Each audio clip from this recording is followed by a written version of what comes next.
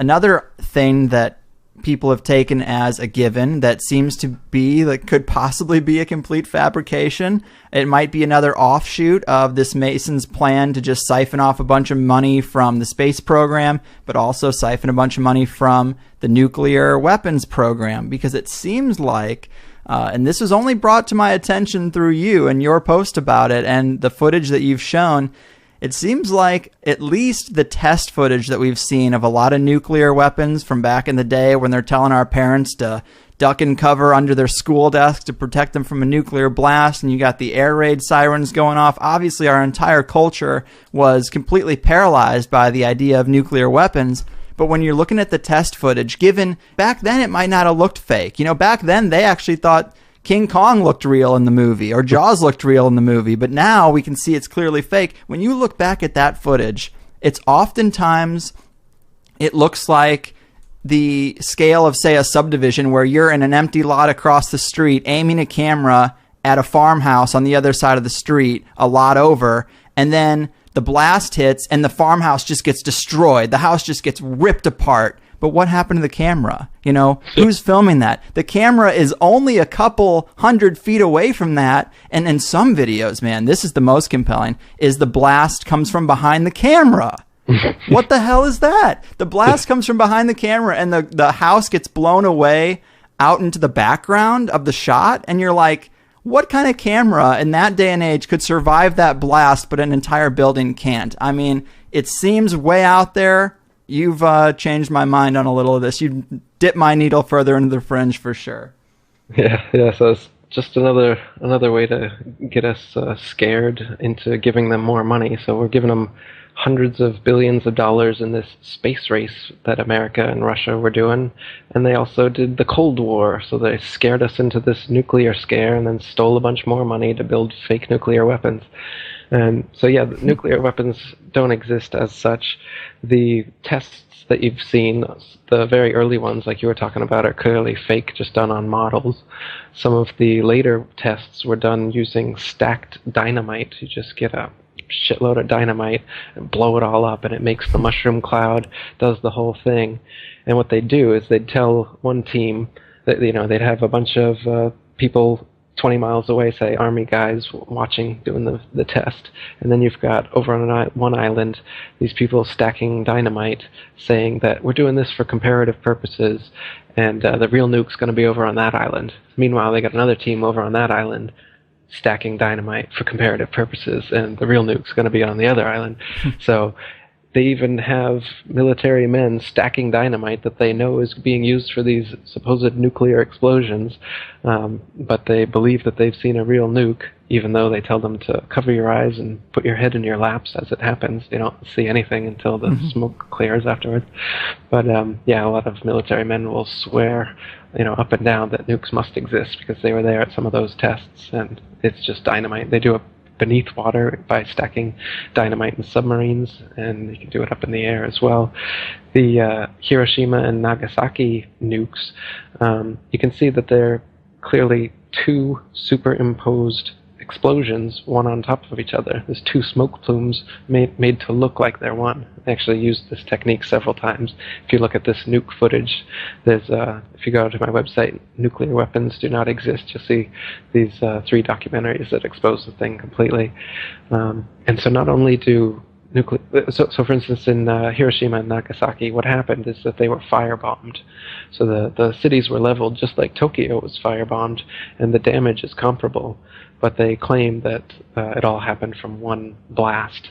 But this is clearly not true, because flowers and plants started growing within a month, and they say nuclear radiation would exist for hundreds, thousands of years and would cause birth defects and everything. But nowadays, Hiroshima's a bustling city. Everyone's living there. Everything's growing there.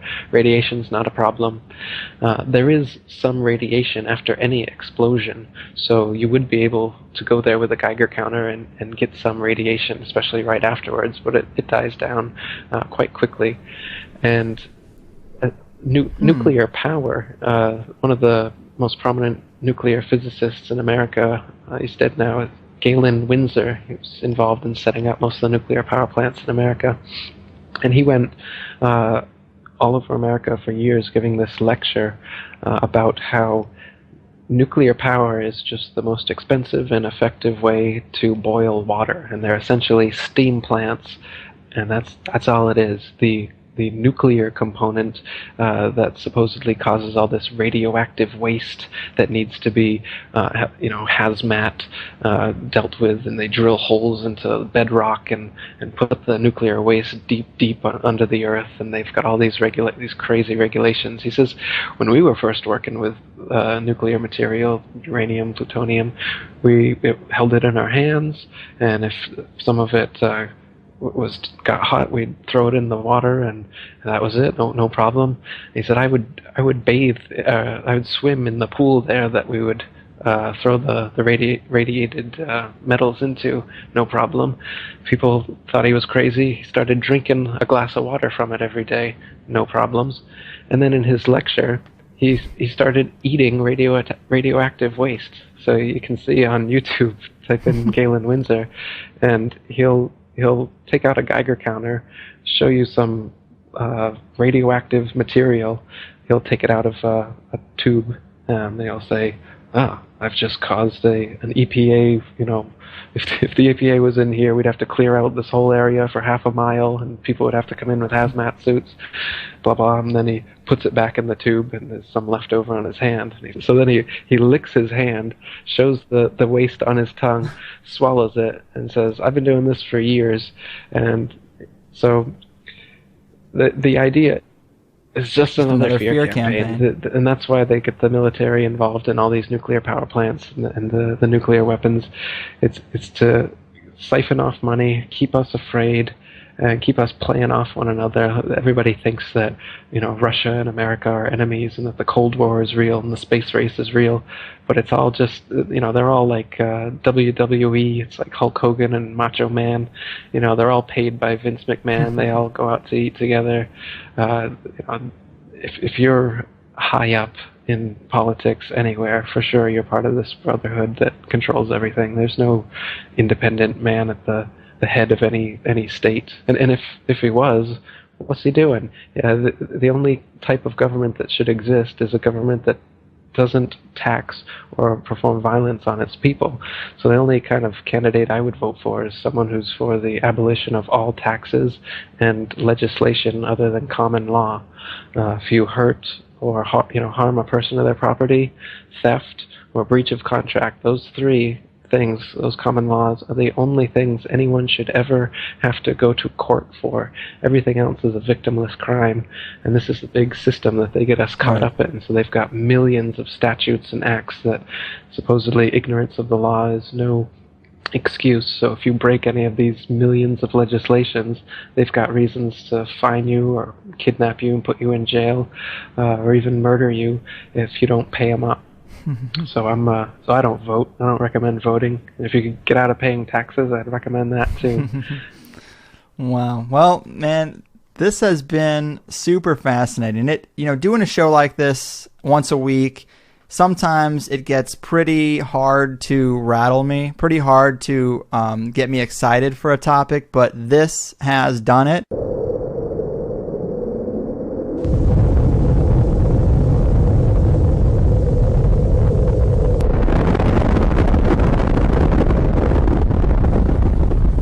Do nuclear bombs exist?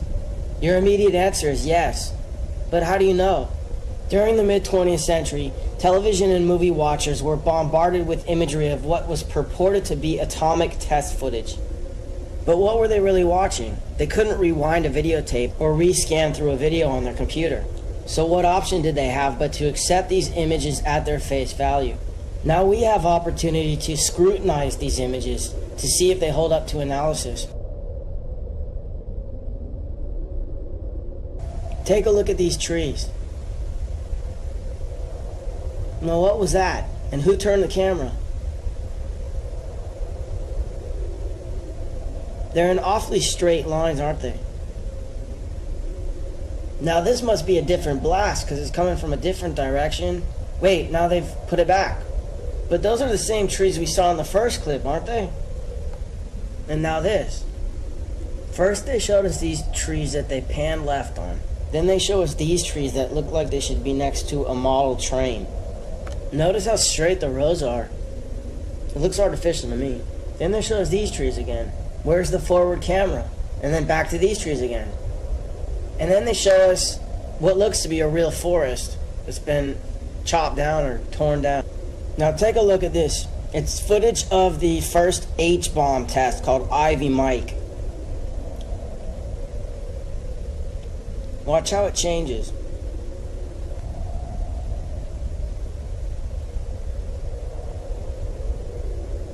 That's a composite. Then it morphs into this. It looks like a completely separate explosion. Now take a look at the frame before the explosion and then the one after. These frames were cut together. Why? Then this frame was cut to this, which looks like the sun to me. It looks like they're zooming in on the sun. Maybe a composite because the clouds aren't moving. Then they introduced some sort of liquid. It looks like a laboratory concoction in composite with the sun. Next is Operation Dominic Fireballs in the Yukon. What does that look like to you? Watch it again. It's the sun. Now here's Operation Greenhouse. These guys are getting all ready to see what looks to be the sun again. The sun seems to start to expand. Maybe it's being zoomed in on. They worship the sun after all, Lucifer. So why wouldn't they use him as their greatest weapon?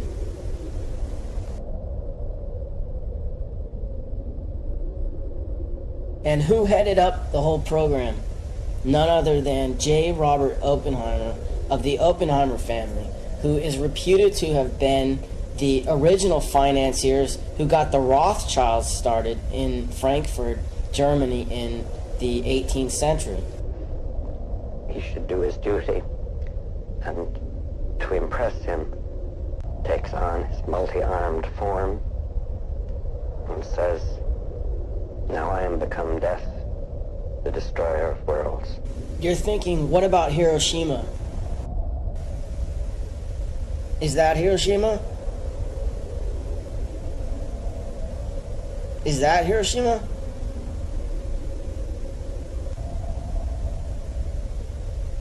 That looks like Hiroshima, but it looks like it's been carpet bombed.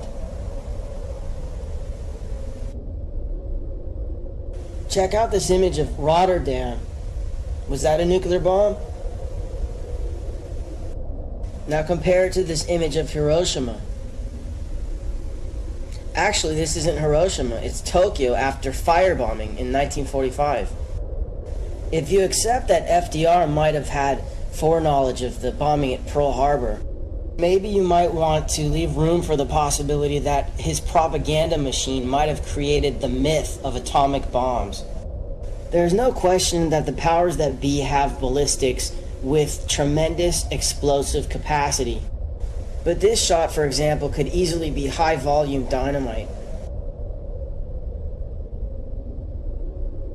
And what are we looking at here?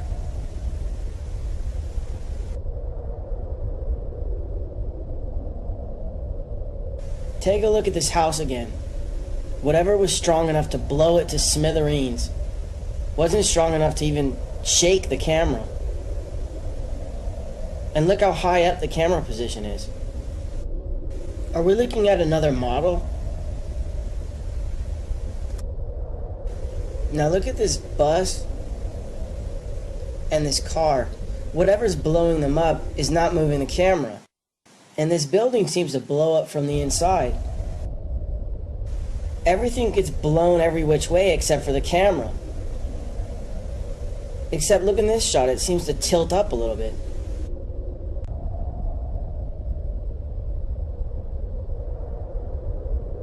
Now this is one of my favorites. Watch the two guys behind the glass. Who's filming them?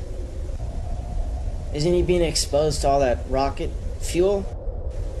Anyways, I'm not trying to convince anyone of anything. If you're hell-bent on believing that they can blow up the world at the push of a button, then go ahead. But next time you hear a politician justifying the invasion of a country based on the fact that they supposedly have weapons of mass destruction, realize that they're not only lying about the other country supposedly possessing weapons of mass destruction, they also may be lying about the very existence of weapons of mass destruction. Do North Korea have nukes? Are the Iranians still trying to build a nuclear bomb? Are we perpetually on the brink of thermonuclear war? The governments and the elites that control them have such a history of lying to the public, can we not assume we are not being told the truth? From the Titanic to 9/11, the public have been fed one pantomime after another. Can we not be forgiven for questioning nuclear weapons, perhaps their tallest of tales?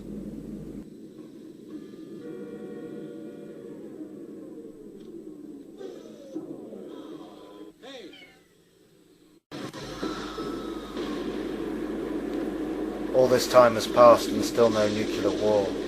This is excused with the notion of mutually assured destruction, the idea that all supposedly nuclear-armed nations fear their own nuclear destruction too much to try to destroy another, and so we live in perpetual nuclear peace in a world of continuous conventional war.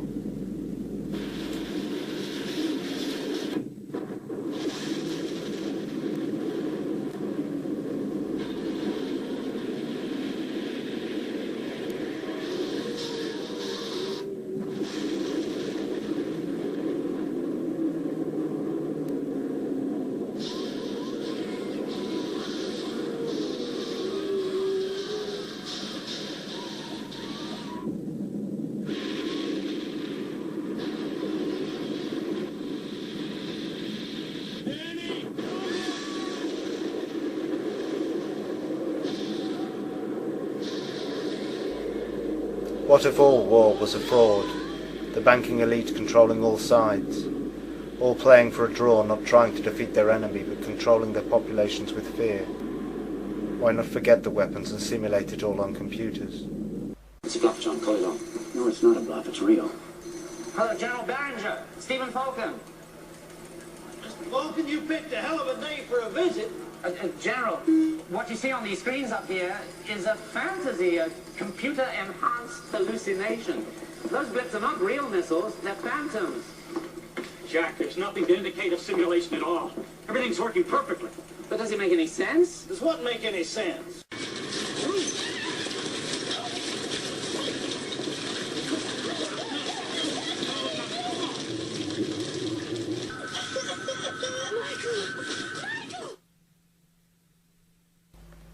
Wouldn't it be cheaper and easier to pretend? Why spend all that money on weapons you know you're never going to use? When convincing your enemy or your public you've got them achieves the same ends.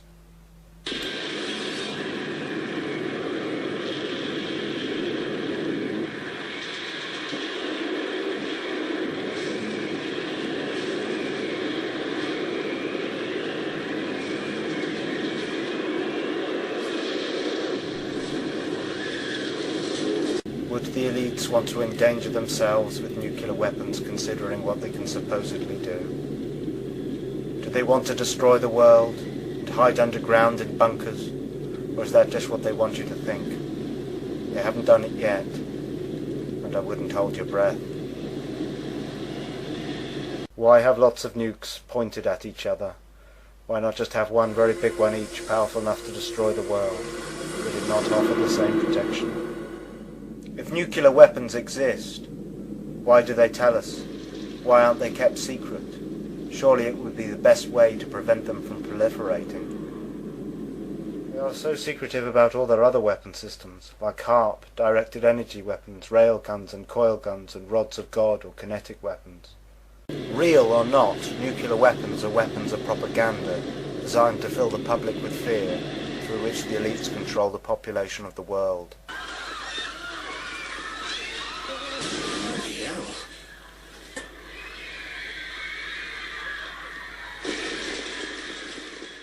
Is this a game, or is it real?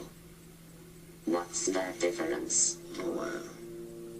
German scientists had split the atom by bombarding uranium with neutrons, which caused instability in the uranium nucleus.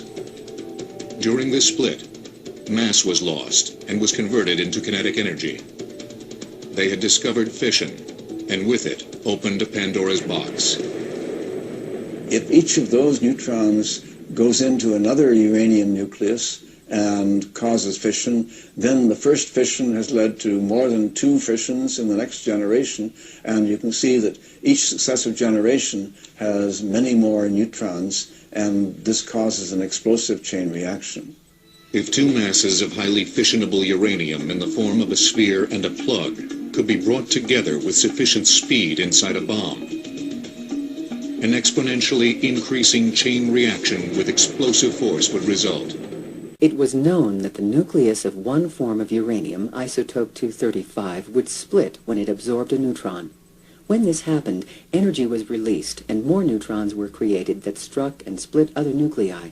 When it happens continuously, it's known as a chain reaction. No one knew at the start how much fissionable material was needed to support an explosive chain reaction. That volume would be known as the critical mass.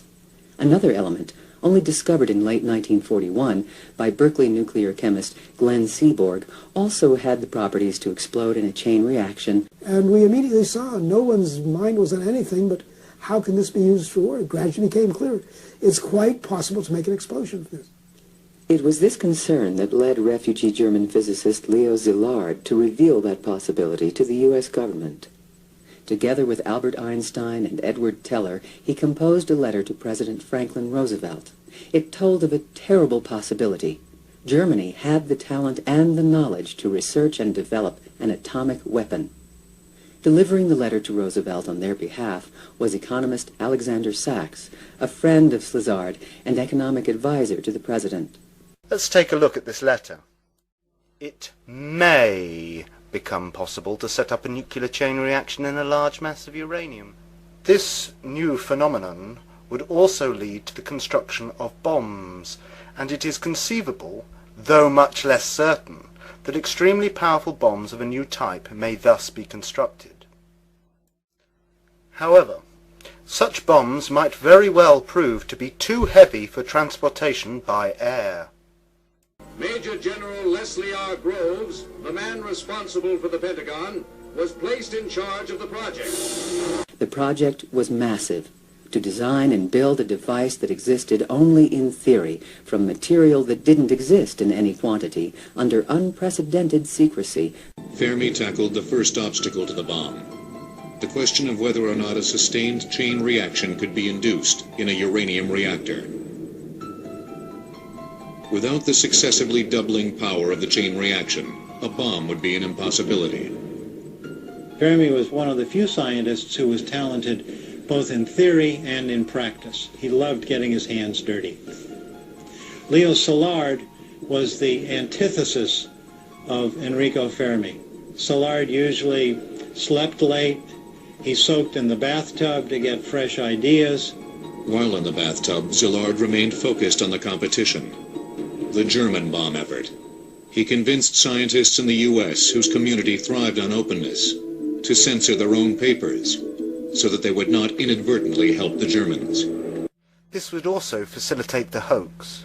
The nuclear bomb hoax thrives on secrecy, and in fact, one of its main purposes is to create an apparent need for extreme secrecy within the government and the industrial military complex. One of the main purposes for the creation of the myth of nuclear weapons is the rise of the secret services.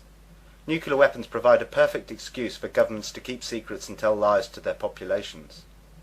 As a result of the nuclear weapon myth, the population demand it. Without nuclear weapons, there is little or no justification for keeping secrets and telling lies to the population, or for the organizations charged with that task. But sometimes we forget that security violations can be dangerous business too. If classified information about this test mission fell into enemy hands, the consequences could be disastrous to all of us, individually and collectively as a nation. Security is only common sense. Don't take chances. Avoid loose talk. Safeguard classified information. Report security violations at once. Prompt action may prevent a minor incident from developing into a serious one. Avoid writing about classified material in letters home. Be sure you're secure. Don't be careless. I hate a careless man. As the U.S. bomb effort was taking its first tentative steps, news that the Kaiser Wilhelm Institute in Berlin had begun actively pursuing uranium research rippled through the American scientific community. It would take nothing short of a disaster to move the president to take decisive action, and a disaster was not far off. Pearl Harbor plunged the United States into war. The first self-sustaining chain-reacting pile was successfully operated by Enrico Fermi. Fermi's success brought intense efforts between government and the private sector, creating huge industries for uranium separation in the town of Oak Ridge, Tennessee, and for the production of plutonium in Hanford, Washington. They were trying to demonstrate that the fission process could be harnessed by launching a sustained chain reaction in uranium. They built the first primitive reactor in a squash court beneath the stands of the university's football stadium. The reactor consisted of a pile in which a fission reaction could be initiated and controlled. They did it by piling layers of graphite and then embedding balls of uranium, so that when the neutrons started flying through, they would be slowed by the graphite, collide with the uranium, release more neutrons, and those neutrons would continue in the chain reaction pattern. This momentous achievement, only detectable by a Geiger counter, meant that the fission process could be sustained. Nuclear energy could be released in a controlled way, as in a reactor, or perhaps cataclysmically, as in a bomb. This in no way indicates that an explosive chain reaction is achievable. To head up the installation, Groves, an expert judge of men, chose a most unlikely candidate, J. Robert Oppenheimer. A gifted physics professor, Oppenheimer had a reputation for being temperamental, perhaps not suited to a highly stressful assignment. It was advised that Oppenheimer would be a disaster. People told him that Oppenheimer couldn't run a hot dog stand. Oppenheimer was a fascinating and complicated man. Fundamentally, he seems to have had some of the qualities of an actor. He was different things to different people. Oppenheimer drew luminaries like Enrico Fermi, Hans Bethe, and Edward Teller to the facility, as well as technicians fresh out of college. During the fall of 1942, the theoretical physicists at Los Alamos began the difficult process of trying to determine how much U-235 it would take to make a bomb. And the scientists tell him, well, it could be X amount, but that's plus or minus by a factor of 10. Groves is absolutely staggered. He uses the illustration that, well, you're giving a wedding, and you say it's for 100 people, but maybe 1,000 will turn up, or maybe 10. So how can you make any sort of plans? Robert Oppenheimer's team of physicists doubled the amount of uranium-235 thought necessary to achieve critical mass and sustain an explosive chain reaction to 200 kilograms. Their calculation, made without adequate samples of U-235 for tests, would prove to be 10 times the required amount. It was important that the critical mass was not too small. That would make nuclear bombs too cheap and easy to make. But equally it was important that the critical mass was not too large, as this would make deliverable bombs an impossibility. The main obstacle was how to quickly assemble two smaller subcritical masses into one larger explosive one. The bomb design that they came up with was a gun design. Inside the bomb, a cannon would fire one piece of radioactive fuel into another at 3,000 feet per second. The pieces would have to come together fast enough to prevent spontaneously emitted neutrons from melting the fuel, causing the bomb to fizzle rather than explode. But the engineering aspects were daunting. It's one thing to say you can shoot a piece of uranium at a second piece, but how do you do it? How fast does it have to go? How do you stop it at the end? How do you keep it together long enough as a mass so that it does go high order and give you an atomic bomb? The scientists at Los Alamos also studied tampers. barrier materials that would slow the expansion of the critical mass and reflect neutrons back to feed the fission process inside the bomb. On December 28, 1942, President Roosevelt approved an additional $500 million investment in the Manhattan Project. The first priority, to build the massive industrial facilities that would produce the fissionable material to fuel the atom bomb.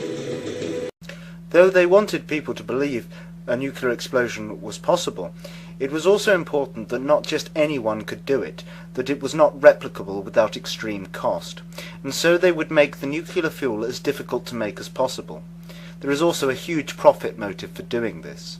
There are vast sums of money to be made from supposed nuclear fuel, from its production and from its protection, transportation and storage before and after use. These gigantic structures contained multiple calutrons, box-shaped collection units that were configured in a racetrack layout. A magnetic field passed throughout the entire oval of calutrons, causing the divergence of streams of U-235 and U-238, so that the separated isotopes could be collected. A single calutron could capture a mere 10 grams of U-235 daily. A staggering total of 1,152 would be built by war's end. Because of the intense time constraints, Groves could not afford to build pilot plants, facilities to test the scaling up of the laboratory processes.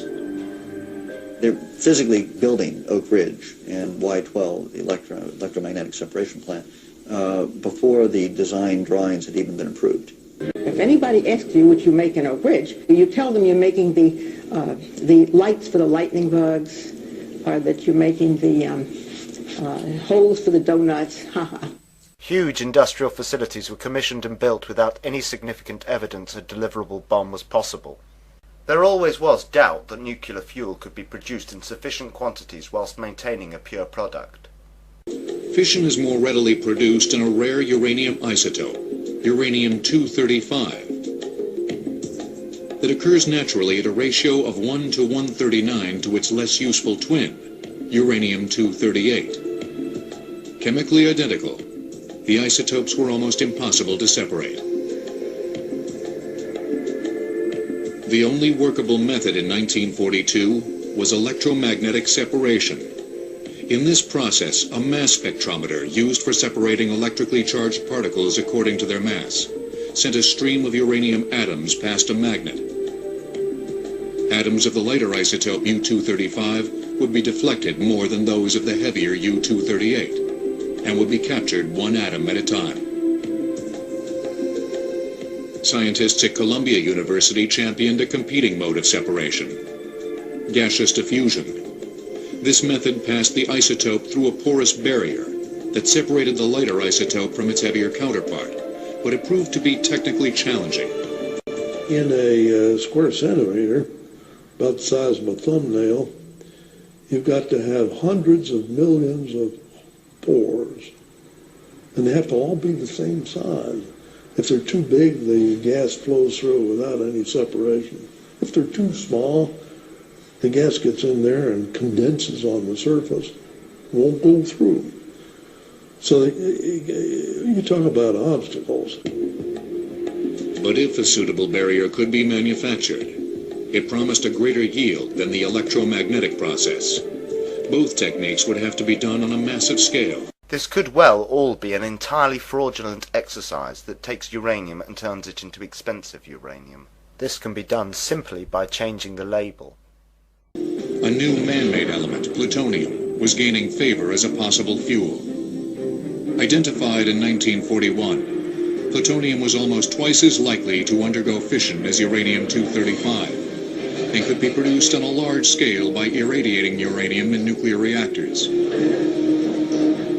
In order to produce plutonium, 3 production reactors were designed by engineers at the University of Chicago that would be built in Hanford, Washington. Groves initiated the construction at Hanford on August 27, 1943. Though plutonium may exist in theory, it is likely that it can only be produced in trace quantities and not in sufficient quantity or purity to establish what its attributes are, nor in that which would be required for a bomb. The qualities of plutonium are highly convenient, Not only is it highly fissionable, but also castable and machinable. These qualities were improved by alloying plutonium with gallium, though other elements were tried. Gallium also supposedly lowers the susceptibility of plutonium to corrosion. The isotope we produced was plutonium-238, produced by the deuteron bombardment of uranium. Then a month later, joined by Emilio Segre, we identified in this room the isotope of importance, plutonium-239, and isolated it so that it could be have its fission properties measured at the 37-inch cyclotron. But Hanford depended as much on chemical separation as it did on the reactors. The chemistry was Glenn Seaborg's, massively scaled up from his University of Chicago team's ultra-microchemical work. We had been working with what you call tracer amounts, invisible amounts, detected by its radioactivity. But we couldn't deduce the chemical properties with certainty that way. We needed to work with actual ponderable, weighable amounts. And that's why we produced weighable amounts of plutonium in this way. This meant that we had to work, I say we, are the chemists working with me, on what they call an ultra-microchemical scale. It was looking less and less likely that enough U-235 could be produced to impact the war. At the same time, the alternative, plutonium, was proving to be equally tricky. Impurities in this new element were leading to increased neutron activity that would cause bombs to pre-detonate, to fizzle before the two halves joined in a critical mass. There are production problems at Oak Ridge. They're not sure they can even make any uranium at that point, uranium-235. And so if they can't use plutonium in a gun, there may in fact not even be an atomic bomb. It's a real crisis. It's at that point that I think Oppenheimer's talent comes to the fore, where he brings in the people, new people in fact, and he reorganizes Los Alamos. Scientists and dignitaries awaited the detonation of the first atomic bomb in a desolate area of the New Mexico desert, known aptly as Jornada del Muerto, or Journey of Death. They had taken bets on how much power their creation might unleash, but many wondered whether the weapon would work at all. But as the test date drew closer, there was a nagging uncertainty about whether the bomb would actually work at all. In a meeting before the test, Hans Bethe described all that was known about the bomb, and what wasn't. Litchfield and I overruled Fermi, and that is a very dangerous thing to do, because Fermi was almost always right, but we overruled him. And so I felt uncertain for that reason. What was thought of during the war was, and very often we kept saying, maybe we'll come across some insuperable physical obstacle which prevents it from working. You can easily imagine those things. For example, a little delay in the emission of fast neutrons after fission. Norman Ramsey bet low.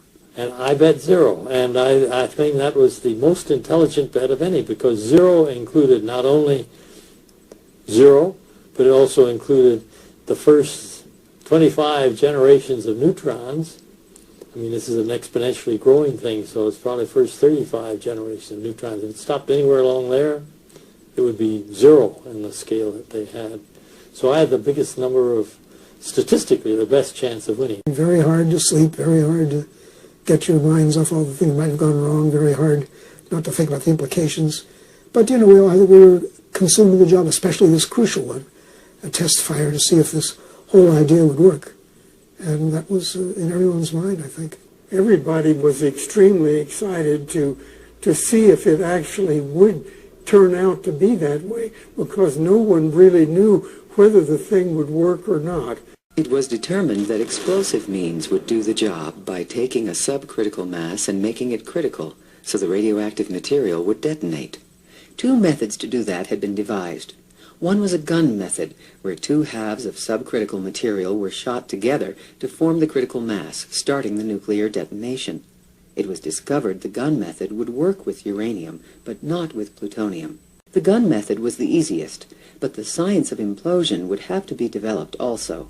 It required science and engineering that would enable simultaneous and uniform compression of plutonium. Because nothing like this had ever been created, the plutonium weapon would also have to be tested. The plutonium bomb's new configuration called for an outer shell of explosives that would direct symmetrical shockwaves inward, compressing a subcritical central mass of plutonium. The resulting increase in the density would shrink distances between nuclei, thus starting the explosive chain reaction. Nobody had ever taken high explosives, wrapped them around something, and got a symmetrical explosion. And so they weren't even sure they could do that technically. It was a very, very tough engineering problem. Lenses were created, explosive lenses that would focus the shock wave inward to compress the subcritical mass to critical. High explosives were mixed to form the cocoon the fissionable material would rest in. The molds for the lenses were the biggest problems. The molten explosive had to be cooled just right to prevent air bubbles, which would interfere with the detonation. The lenses required precision casting with machine finishing. Tolerances for the 100 or so pieces had to fit together within a few thousandths of an inch. Inside the very center of the bomb was an initiator, surrounded by a sphere of plutonium.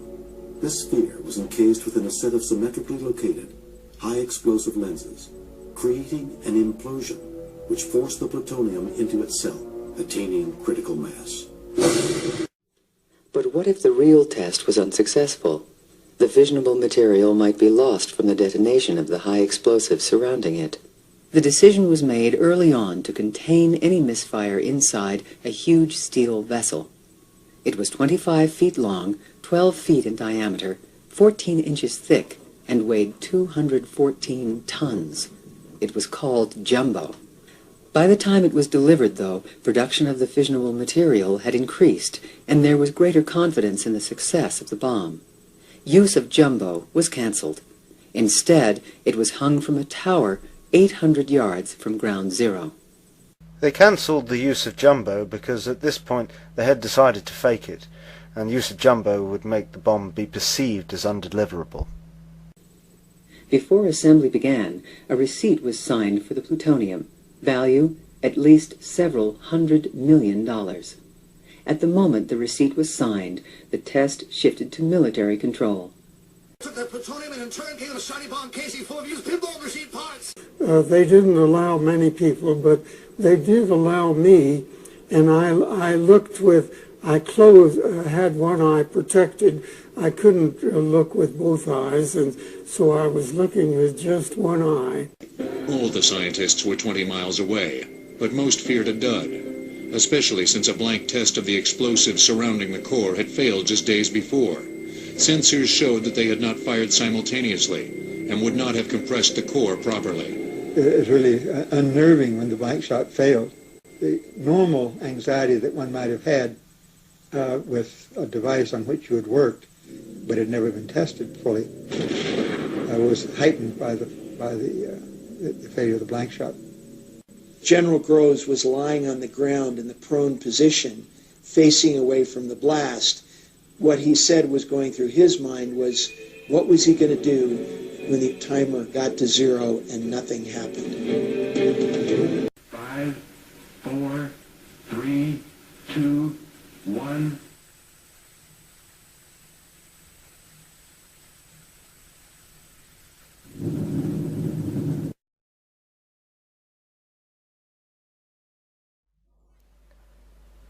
Despite the uncertainty and the doubts, the implosion device worked first time.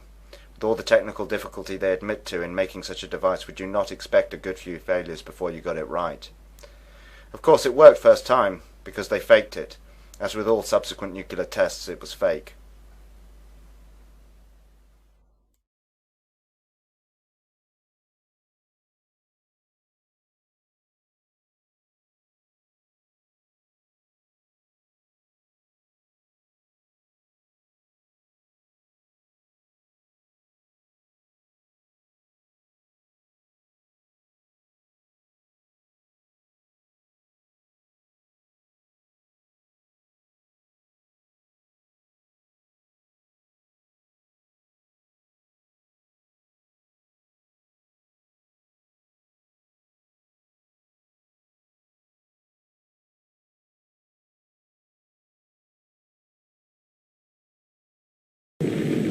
At 5:30 a.m., July 16, 1945, the world entered the atomic age.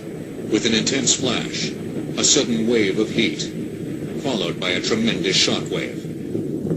The ball of fire extended 40,000 feet. The bomb packed a punch equivalent to 20,000 tons of TNT, completely vaporizing the steel tower and heating the desert sand into glass for a radius of 800 yards. Later in the morning, Fermi and physicist Herbert Anderson donned white surgical scrubs and rode in 2 lead-lined tanks to ground zero. Fermi's tank broke down after only a mile, and he had to walk back. Is there any reason they didn't want Fermi to see the evidence firsthand? With a yield 200 times greater than the 100-ton test, the fireball created a crater nearly 1/2 mile across and fused the desert sand into a green glass still containing traces of radioactivity 50 years later. Radiated dust and debris from the blast, fallout, would fall onto neighboring communities. At a few locations, detectors showed rises in radioactivity, but they dropped quickly. Few people laughed. Few people cried. Most people were silent. I remembered the line from the Hindu scripture, the Bhagavad Gita. Vishnu is trying to persuade the prince that he should do his duty, and to impress him takes on his multi-armed form and says, "Now I am become death, the destroyer of worlds." I suppose we all thought that one way or another. The explosions were mostly created using large towers of hundreds of tons of TNT. A short time before the Trinity test, they detonated such a tower of 108 tons of TNT. The Trinity test was probably a larger such tower, of 1,018 tons of TNT. May 1945. The hot New Mexico desert seemed far from the ravages of war in Europe.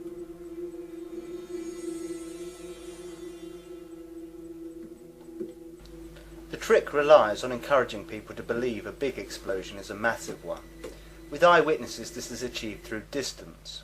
From a distance, it is difficult to know how big an explosion is. Most will accept it as being as big as they are told it is. It was very big after all. The trick also relies on people's propensity to exaggerate when recalling experience. It would have been the biggest explosion any of them had ever seen, and so they are likely to tell anyone who asked that it was big, in fact very big.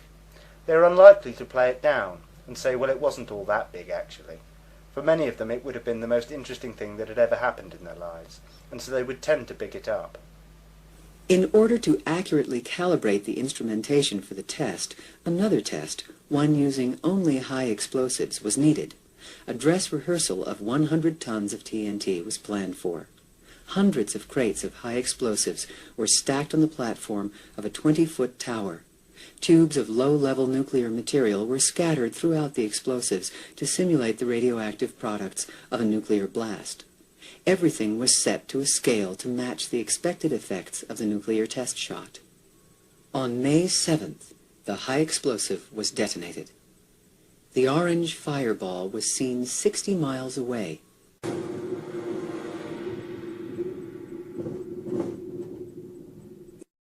How big is this explosion?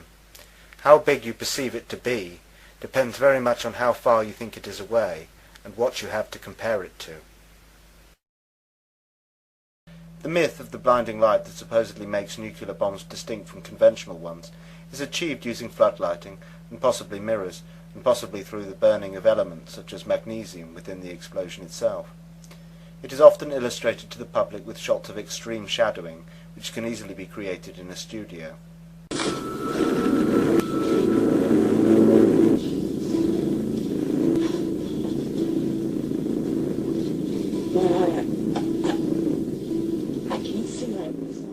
Most witnesses will never actually see the supposed blinding light. as they were usually told to close and cover their eyes, and often to turn their backs. Often the illusion was reinforced with protective goggles and clothing. The footage is generally put together using footage of smaller explosions, without anything in shot to provide size comparison, mixed with footage of the sun, sunsets, and clouds filmed using time-lapse photography.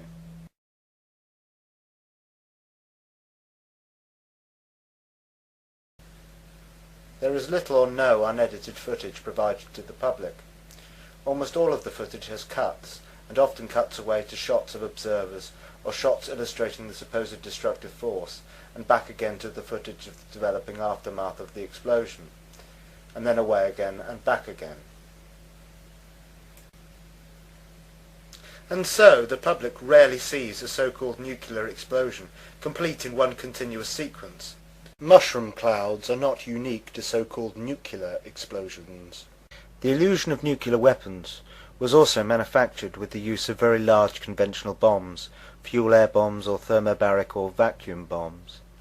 Up close and from a distance they could easily be mistaken for mythical, much larger so-called nuclear bombs. But it was one unique conventional bomb that was the climax of high explosives in Vietnam. Called Big Blue 82, it was a blockbuster that caused injuries for miles. At 15,000 pounds, a single bomb was the entire cargo for the journey into hostile airspace.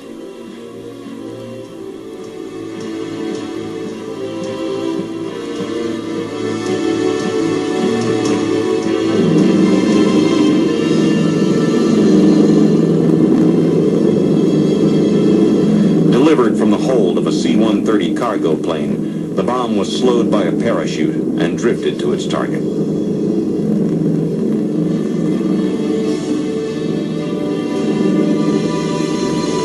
When it exploded, the crater was enormous and the destruction total.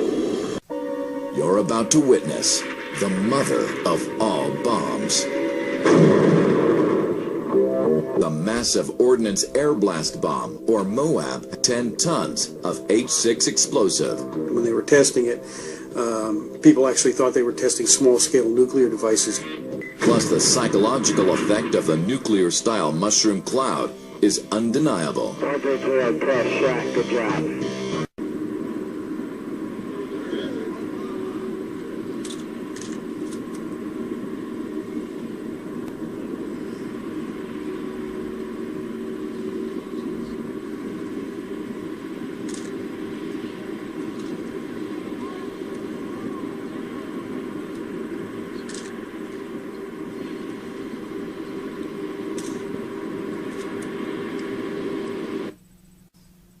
Russian military has announced the testing of a vacuum explosive device that unleashes a shockwave with the power of a nuclear weapon, according to Russian scientists. U.S. forces have used a thermobaric bomb, which works on similar principles, in their campaign against al-Qaeda and Taliban forces. The first and most obvious question people ask when confronted with the idea that nuclear weapons may be a hoax is, what about Hiroshima and Nagasaki? While the scientists at Trinity Site waited for the test in the New Mexico desert, the primary components of the gun-type uranium weapon were being hoisted aboard the cruiser Indianapolis. The ship set sail for the Pacific island of Tinian in the Marianas. A few weeks later, on August 6, 1945, a B-29 named Enola Gay took off in the early morning hours. Just after 8 a.m., it dropped the weapon named Little Boy, which exploded approximately 1,000 feet over the Japanese city of Hiroshima.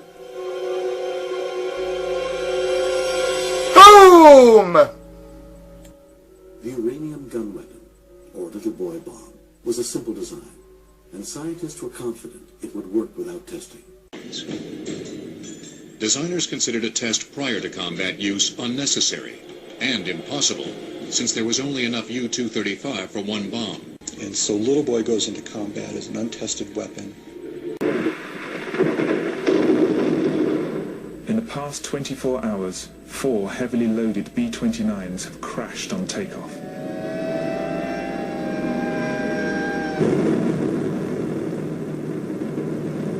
Past person's greatest nightmare is the catastrophic consequences of a similar crash, this time with a fully armed atomic bomb on board.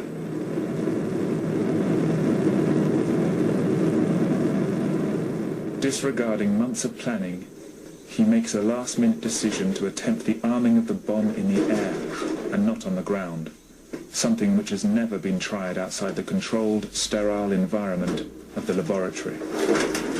Armed with just a screwdriver and a spanner, he spends hour after hour practicing the techniques required to arm the bomb in flight.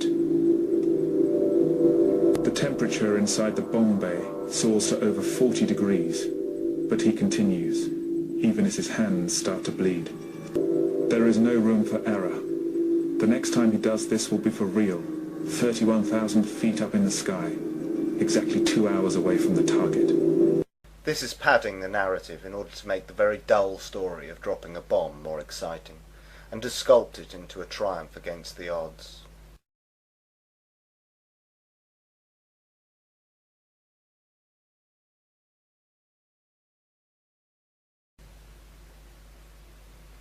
The footage of the mushroom cloud over Hiroshima appears to be 2 plumes of smoke filmed in such a way as to make it look like one larger plume of smoke.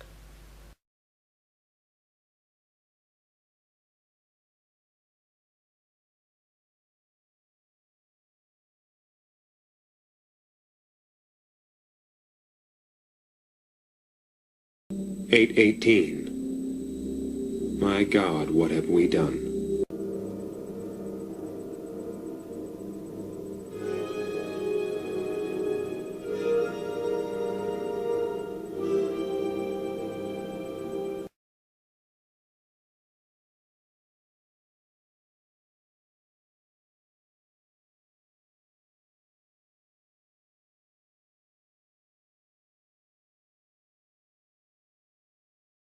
The damage to Hiroshima and Nagasaki is not consistent with one single blast. The damage is uniform. Wooden structures have been burned away. More substantial buildings remain, with roofs and other flammable parts burned. It is remarkably similar to the damage caused by conventional firebombing. In Hamburg, Darmstadt, Kassel, and most notably Dresden, firebombing was used in such a way as to create an effect known as a firestorm, where a fire attains such intensity that it creates a central column of rising hot air, inducing strong inward winds which supply oxygen to the fire, which significantly increases combustion. The better comparison to make is with Tokyo, where the construction of buildings was more comparable, and conventional firebombing led to a similar death toll, casualty figures, and damage. Japanese cities consisted mostly of wooden dwellings, and burned easily. Hiroshima and Nagasaki and Tokyo were destroyed by fire. This is not in dispute. It is claimed that in Hiroshima and Nagasaki that a singular atom bomb caused these fires. It is likely that Hiroshima and Nagasaki were firebombed in much the same way as Tokyo, and that the story of Little Boy and Fat Man is entirely fictional. At 8:15 in the morning of August 6, Japanese time, the first atomic bomb hit an enemy target. The bomb was aimed to explode above 0 point, a spot in the city at the junction of the Motoiso and Ota rivers. The bomb was intentionally set to explode well above the 0 point to dissipate its radioactivity. Here is the pictorial record of the result. At 0 point, directly beneath the explosion, the soldier in the scene is pointing at the spot from which all damage to the surrounding area was measured in terms of distance from the center of the blast. Within a mile of 0 point, the devastation speaks for itself. But in these very ruins, Army cameramen have found and filmed pictorial evidence that tells in twisted steel and stone the effect of death-dealing atomic power. For example, this was the site of the main Japanese military headquarters. There were approximately 20,000 Japanese military personnel stationed here. They are among the missing. A lone concrete smokestack indicates where a bustling factory once stood. Reinforced concrete buildings seem to have withstood the explosion fairly well, the damage varying with their distance from 0 point. Within an area of a mile to a mile and a half, this type of building was the only type to withstand complete demolition and destruction. Here's a building that was actually knocked sidewise, giving you an idea of the force of the blast. The direction of the blast is graphically told by the slant of this parapet, a concrete wall. Etched in the stone base of what was the Russo-Japanese War Memorial are telltale lines, atomic handwriting for all to read. Another signpost of the direction and force of the explosion is blasted in the polished granite base of this statue. The light surface indicates the angle of the blast, 0.2 of a mile from 0 point. Many of the shattered windows pointed like skeleton fingers the direction of the atomic wind of death. On one side, blown in. On the other, blown out, with atomic tornado force. Inside, the flash burns on the chairs give eloquent testimony on the heat of the blast a mile from 0 point, which singed the mohair upholstery like a blowtorch. Hiroshima City Hall, which stood at an angle of 45 degrees to the direction of the explosion, had its doors and windows blown in, but suffered much less damage than buildings squarely in the path of the blast. The windows and doors offer mute evidence of the way the blast swept into the structures. The destructive circle within a mile from 0 point had a few notable exceptions, mainly reinforced concrete.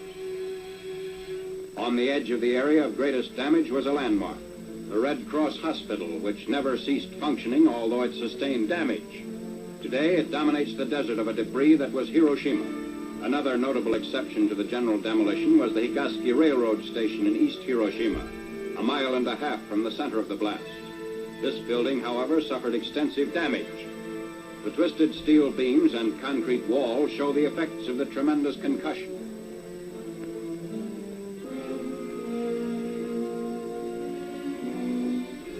What's left of the Commercial Museum, within 0.2 of a mile of 0 point, also gives indication of the tremendous push of the explosion. The downward force of the blast turned the roof of the Commercial Museum into a reservoir. Amazingly enough, bridges did not suffer too badly at Hiroshima. This steel rail bridge, 1 mile from 0 point, had the side toward the explosion virtually blasted by flying particles, which removed almost all the paint.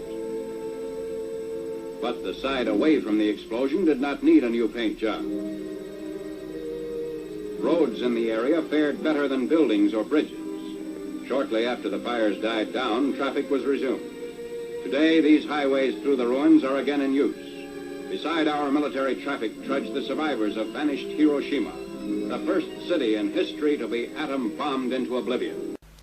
It would be easy to ensure the bomber crews responsible for the firebombing of Hiroshima and Nagasaki didn't survive the war. And it would be easy to convince people to lie, with bribes and with the idea that it is a noble lie that would bring an end to the war.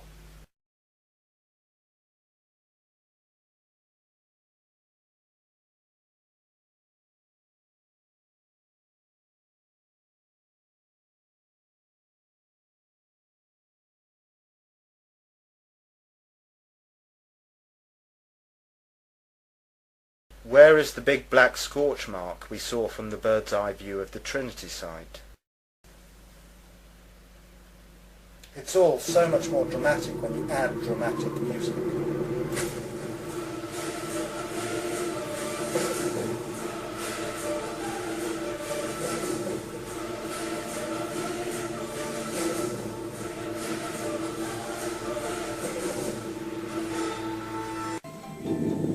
Although Trinity had been a success, questions remained about Fat Man.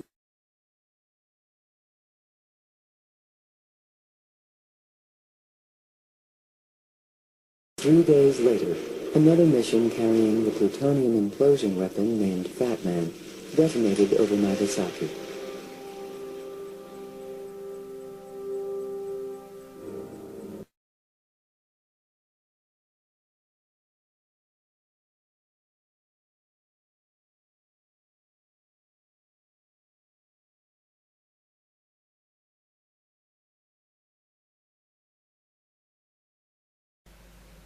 Cue the dramatic music.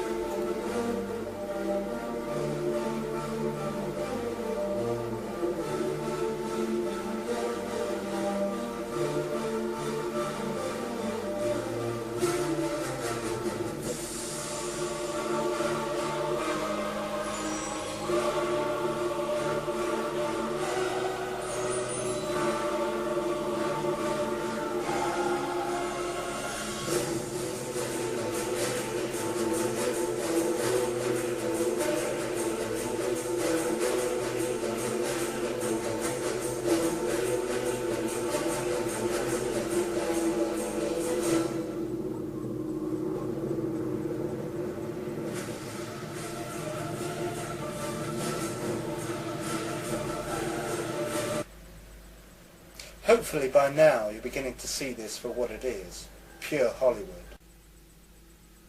The uranium gun weapon, or Little Boy bomb, was detonated over Hiroshima at an altitude of 1,800 feet, the height to achieve maximum blast effect. 3 days later, the Fat Man implosion bomb was detonated over Nagasaki.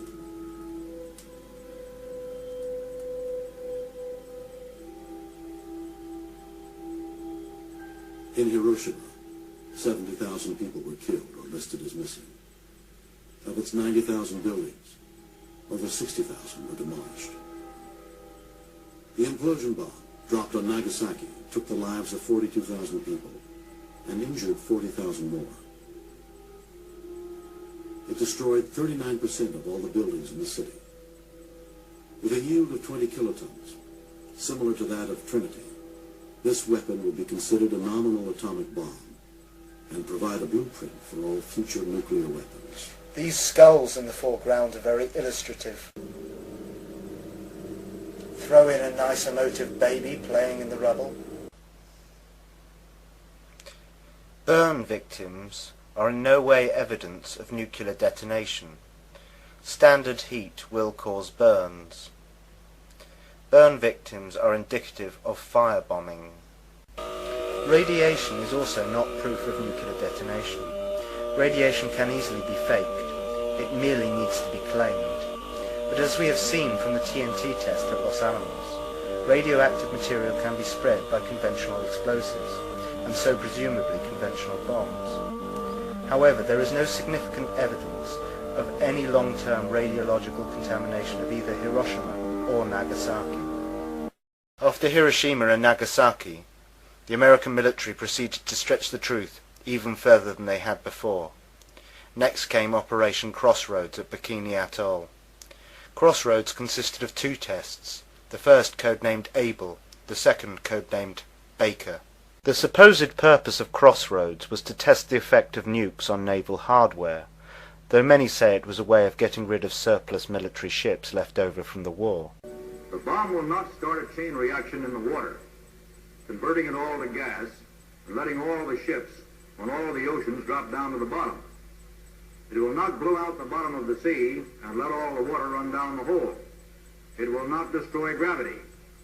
I am not an atomic playboy, as one of my critics labeled me, exploding these bombs to satisfy my personal whim. By dismissing the absurd, you can camouflage the ridiculous as plausible.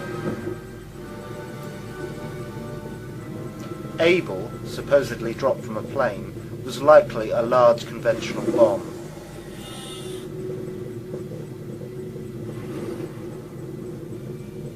The bomb missed its intended target by nearly 800 yards.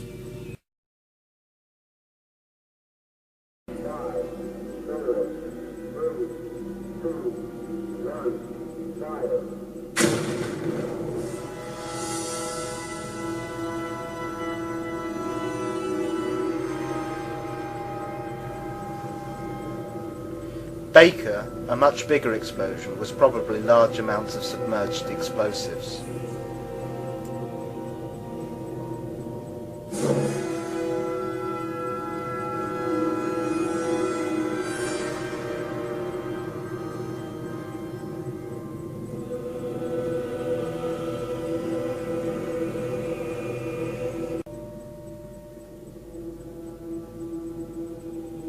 Soon enough the Soviets would begin to build their own fake nuclear bombs.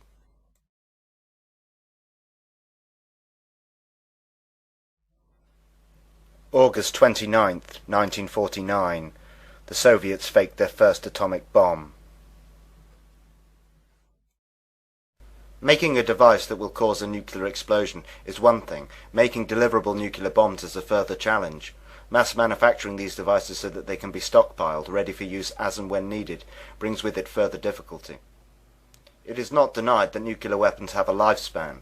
This is good for the industry, as the need for periodical replacement generates ongoing revenue.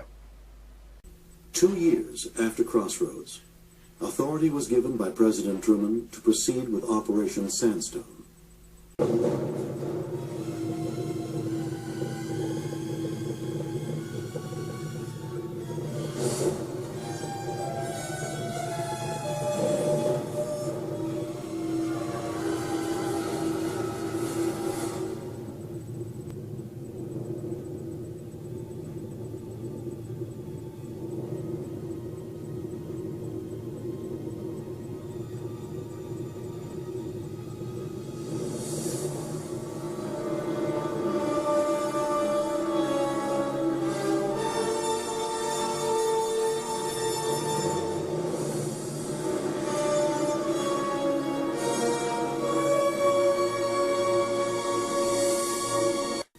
three devices utilized on Sandstone employed new technology to double the explosive force of the bomb, using the same amount of plutonium spent over Nagasaki. This technology met Department of Defense requirements for more efficient bombs and increased the ability to stockpile nuclear weapons. The results of Sandstone affected the design of future nuclear weapons, rendering the Mark III production components of the Fat Man bomb obsolete. The Mark IV and Mark V designs brought improved performance and lighter weight to nuclear weapons. The purpose of Sandstone, and later Greenhouse, was to incrementally double and double again the power of these fictional bombs. At first by using the nuclear fuel more efficiently, and then by adding elements, primarily isotopes of hydrogen, deuterium and tritium. This would ultimately lead to the myth of the fusion bomb, many times bigger again. Also during this period, they would invent a way of utilizing U-238 within the bombs. Before they had wanted to maintain the idea that making nuclear bombs was very difficult due to the production method of plutonium and the separation method for U-235 being difficult, time-consuming and producing very small quantities with very high production costs. The use of ordinary uranium-238 was required to make it conceivable for them to continue making bigger and bigger bombs requiring more and more fissionable material, and to make a large number of them. It was also very convenient, as large quantities of uranium-238 were left over from the process of isolating uranium-235. Though uranium-235 and/or plutonium would continue to be an essential element of each fictional fission bomb.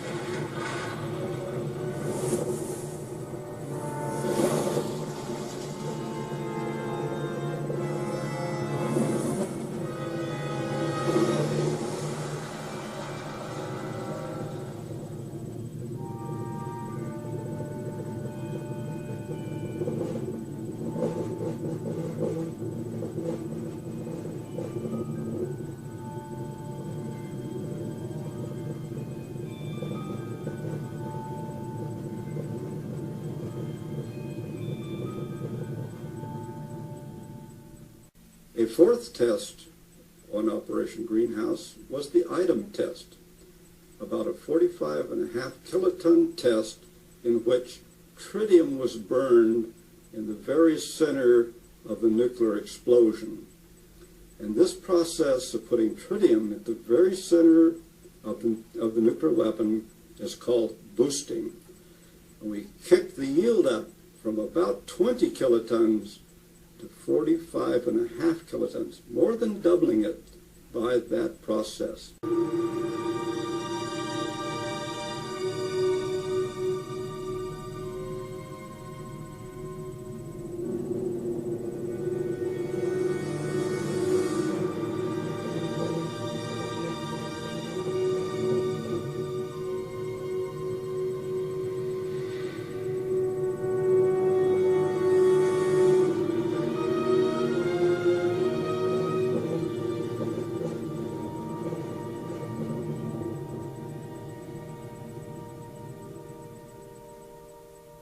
Another of the events on Greenhouse was the George event. Now, George is a large 225 kiloton weapon that was used to burn a deuterium capsule. And this is the first of our thermonuclear weapon experiments to ever be conducted.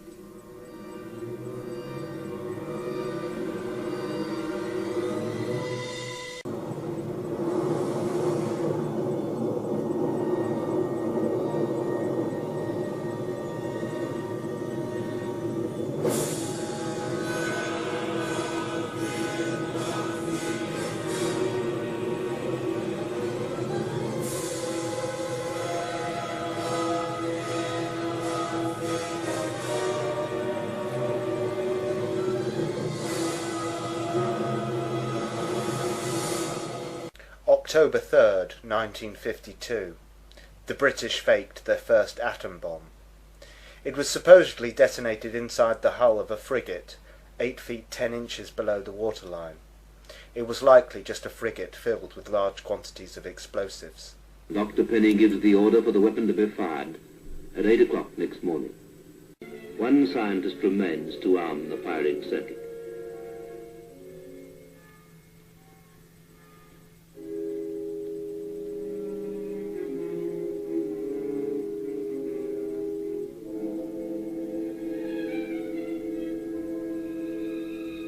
Connect the batteries. 1, 2.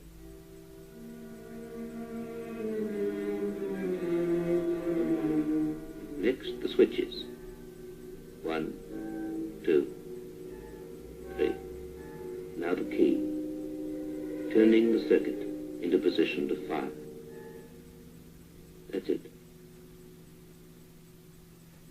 The weapon is ready to explode at the touch of control headquarters on an island some miles away. But it can't be fired before this man gets there, since he carries a safety link, and without that link the firing circuit is still open.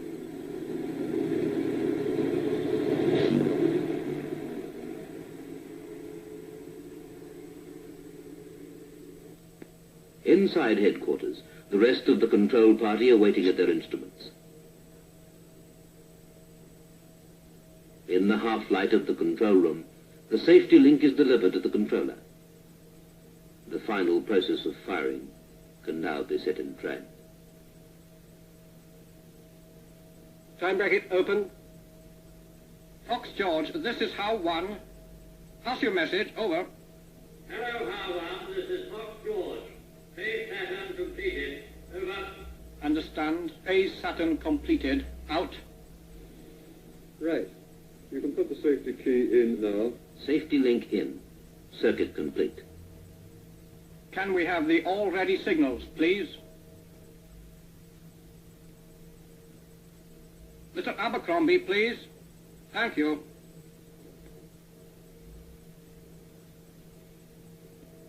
Minus 8.5 minutes.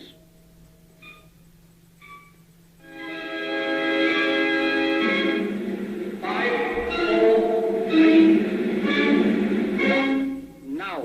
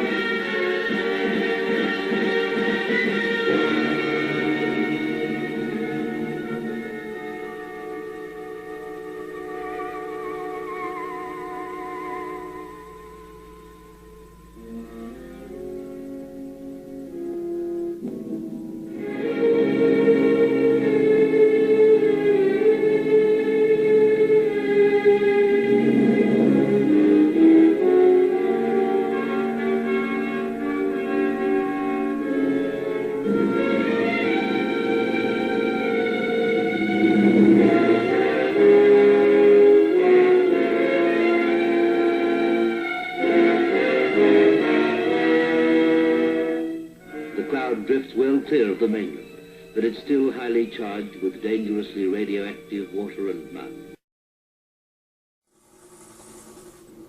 Situated on the Zero Island was the cab, or building, which housed the device.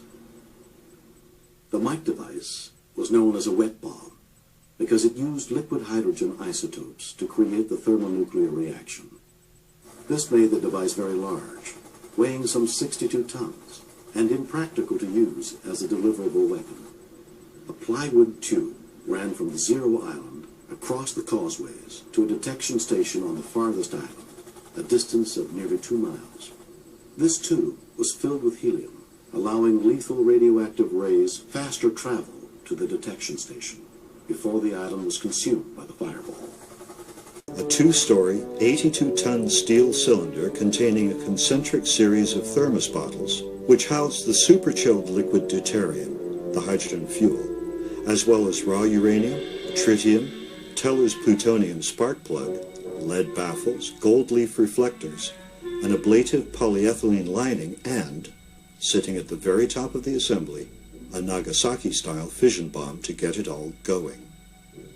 The mechanism, along with its support and refrigeration gear, required a hangar-sized building called a shot cab to house it. The pipes leading off to the right were for observation purposes. They would carry the initial bomb light down a 2-mile wooden tunnel to sensors on a neighboring island.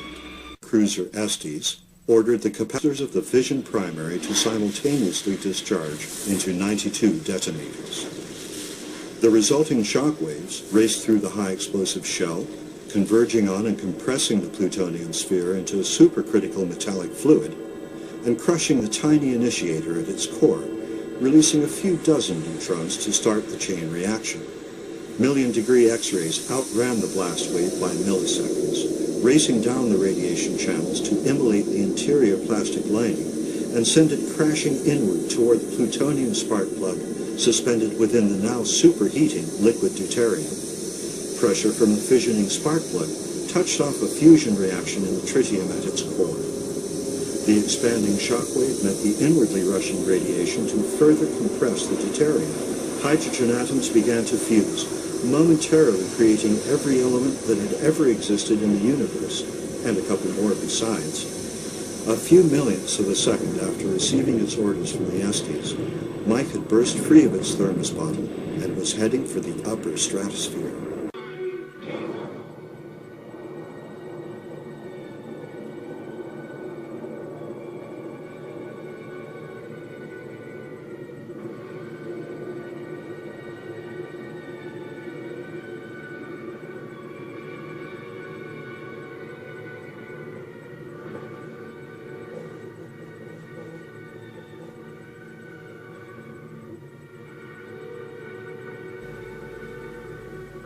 Fusion bombs were most commonly referred to as hydrogen or H-bombs.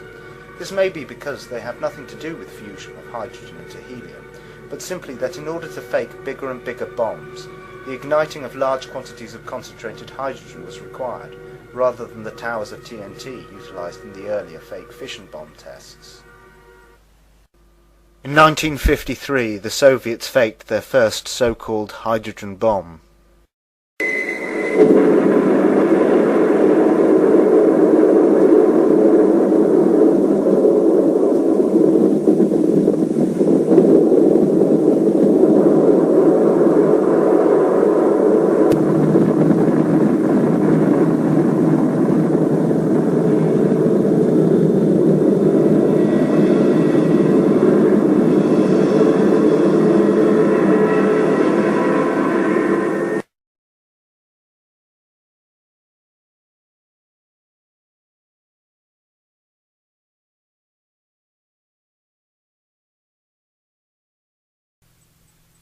In the spring of 1953, the Atomic Energy Commission and the Department of Defense conducted 11 nuclear weapon tests in Nevada under the code name Upshot Knothole.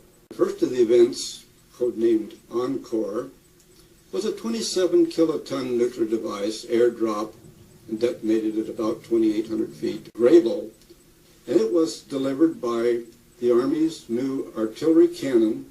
A 280-millimeter projectile was fired and detonated over about the same blast area with a yield of about 15 kilotons at an altitude of about 500 feet.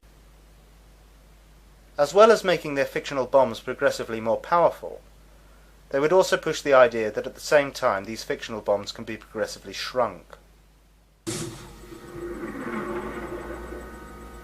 They have gone as far as convincing the public that they can be fitted into a suitcase, and that you can fit up to 10 of them on the end of an intercontinental ballistic missile.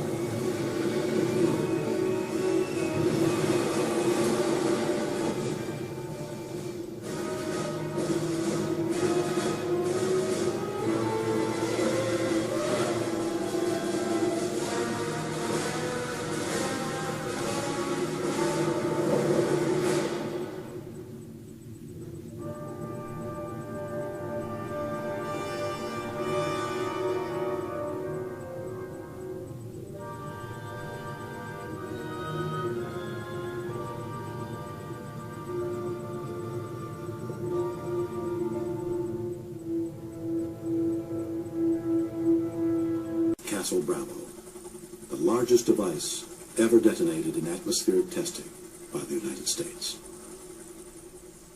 Bravo was a hydrogen bomb using solid thermonuclear fuel, confirming the designs of Edward Teller and Stan Ulam, and paving the way to producing aircraft-deliverable hydrogen bombs and more effective weapons.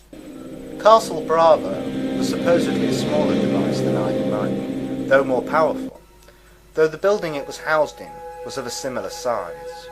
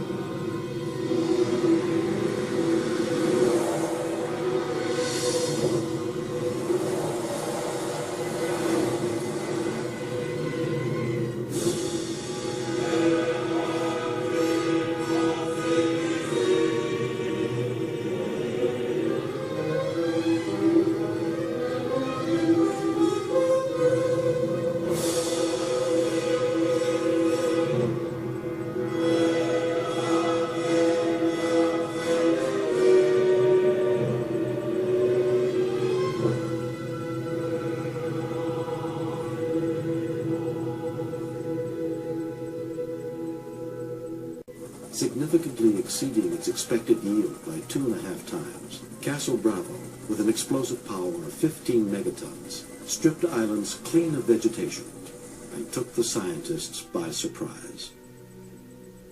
The huge explosion released large quantities of radioactive debris into the atmosphere. This incident pushed the dangers of fallout from nuclear weapons clearly into the public mind.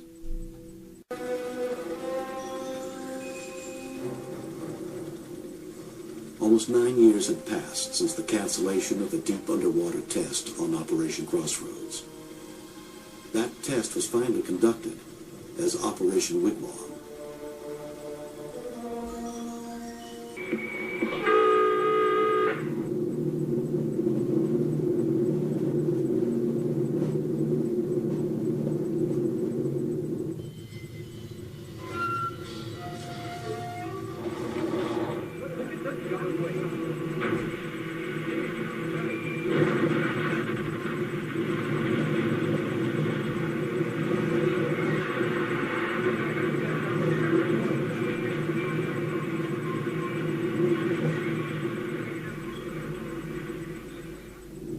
Despite their initial size, they convinced the public with ease that fictional hydrogen bombs could be reduced in size sufficiently so that they could be dropped from aircraft or delivered by missile. Operation Red Wing was conducted in the Pacific, primarily to test high-yield thermonuclear devices. Cherokee event would be the first delivery by U.S. aircraft of a thermonuclear weapon. This weapon would detonate with a yield of 3.5 megatons, almost 200 times the power of the Trinity device.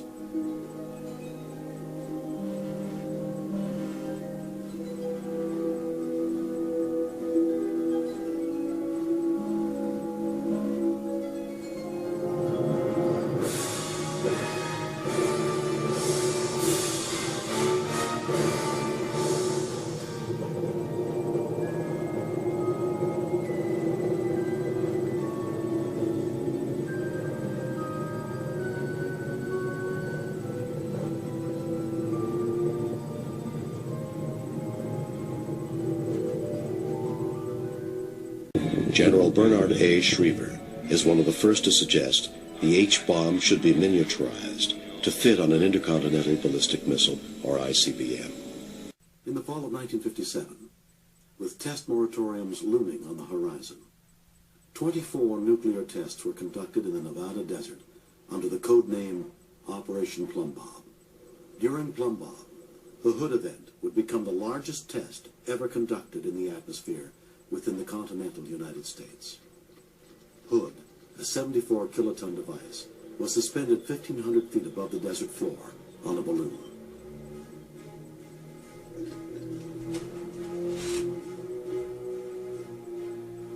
While new weapon designs continue to be tested, the Department of Defense used the series to accelerate military training in nuclear warfare, while continuing its study of the effects from nuclear explosions. Much of the nuclear testing was designed in such a way as to expose as many military personnel to the hoax as possible, so that they would perpetuate the myth by word of mouth, and so that as many people as possible would have an uncle or some other relative who was involved, and so would likely consider nuclear weapons a reality.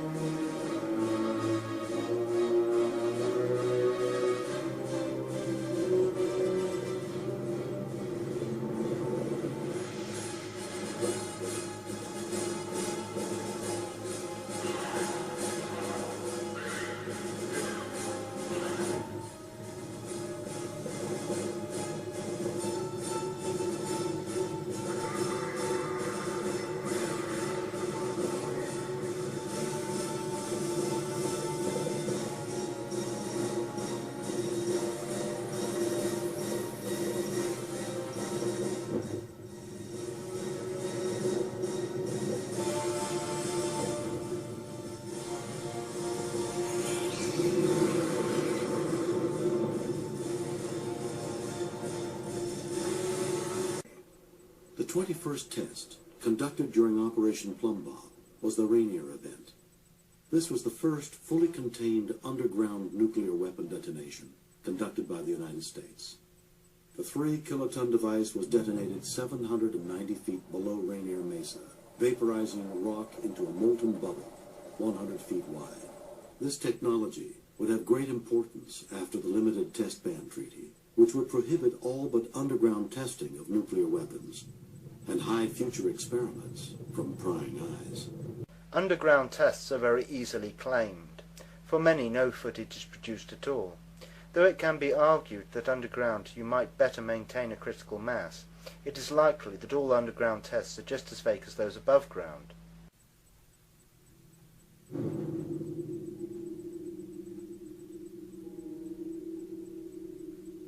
During Operation Hardtack, the United States detonated 35 nuclear devices, as many as had been fired in all prior Pacific tests.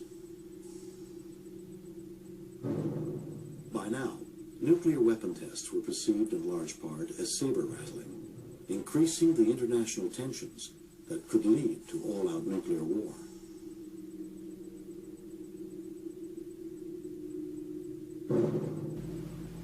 They've pretended to drop them from aircraft, shot one out of a cannon, hung them from balloons, exploded them underwater and underground. Why not blast a few into space on rockets?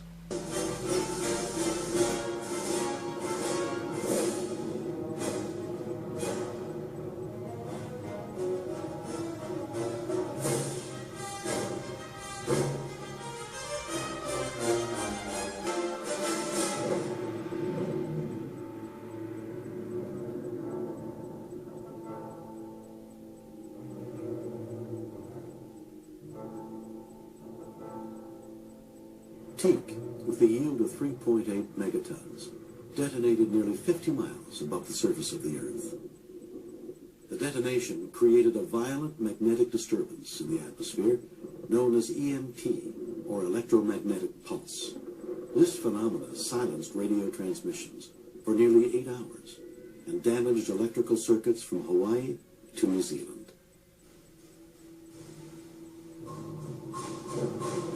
Immediately following shots Teak and Orange in the Pacific, the United States conducted Operation Argus, 3 1-kiloton missile-borne tests in the South Atlantic. The objective of the Argus experiment was to take a close look at the phenomena associated with the trapping in the Earth's magnetic field of relativistic electrons produced by nuclear detonations at very high altitudes. It was necessary to learn the governing parameters of these phenomena so we can make reliable estimates of their military importance.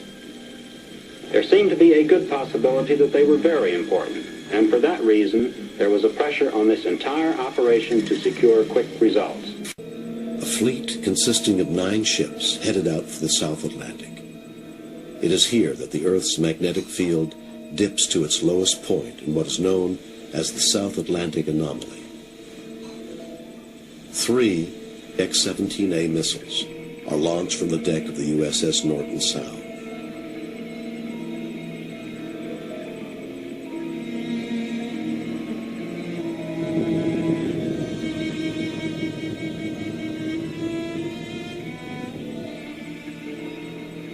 The missile's 1-kiloton warhead detonates at an altitude of 300 miles.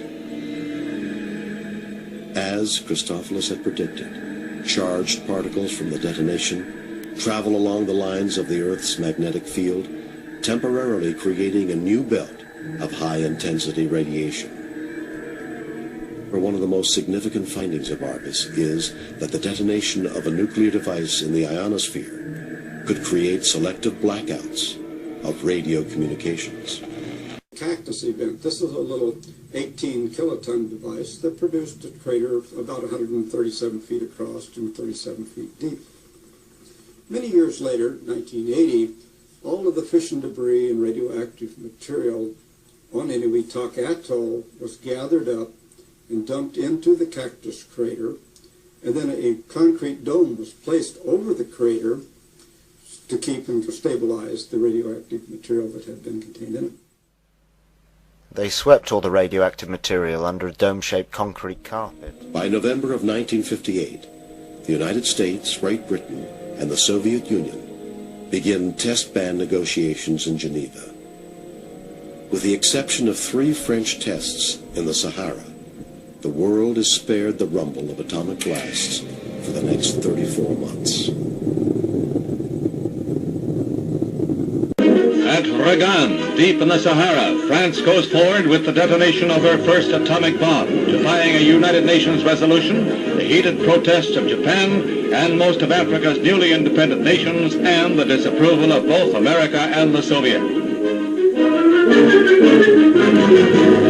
Since the autumn of 1958, Britain, the United States, and Russia have voluntarily suspended nuclear tests, and for 15 months have been trying to reach agreement on a formula to ban all atomic weapons development. Now, France presses forward with this first in a series of firings to force her way into the exclusive nuclear club. This first blast is on a level with bombs exploded over Hiroshima and Nagasaki in World War II.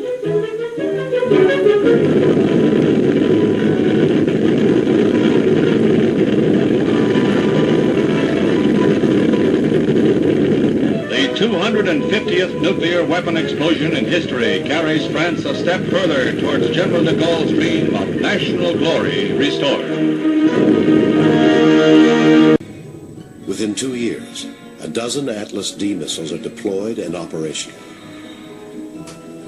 The first hardened squadron of Atlas launchers are turned over to the Strategic Air Command in August 1960.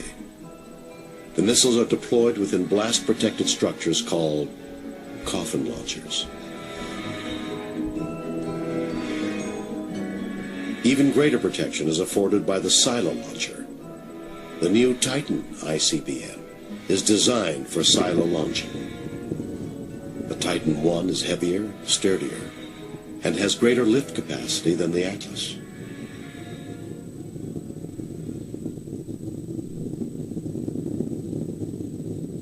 While the early models of the Titan I are armed with a 3.8 megaton warhead, the Titan II would become the largest ICBM the United States would ever deploy.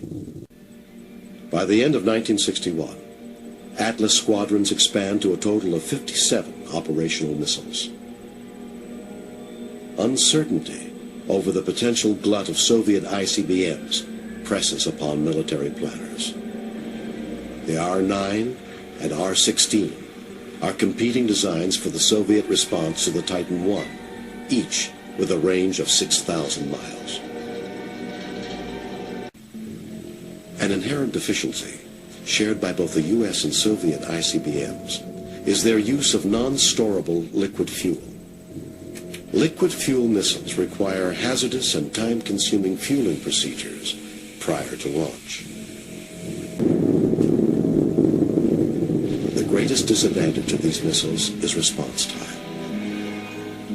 With the early warning for ICBMs coming over the pole at 15 minutes, rapid response is critical. Solid fuel missiles, however, can be launched on command. Advances in solid fuel propulsion lead to the contract for the Minuteman, the world's first solid fuel ICBM.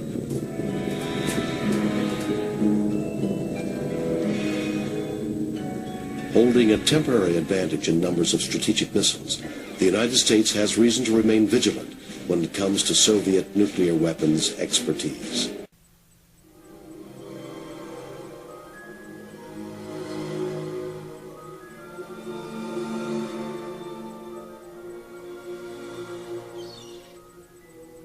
For 2 years, an uneasy moratorium on weapon testing continued between the United States and the Soviet Union.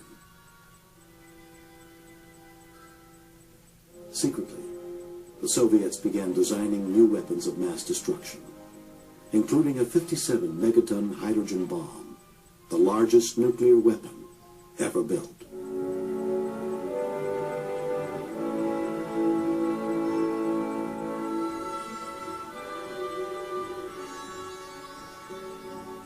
This monster bomb was a scaled-down version of a 100-megaton design and was aircraft deliverable.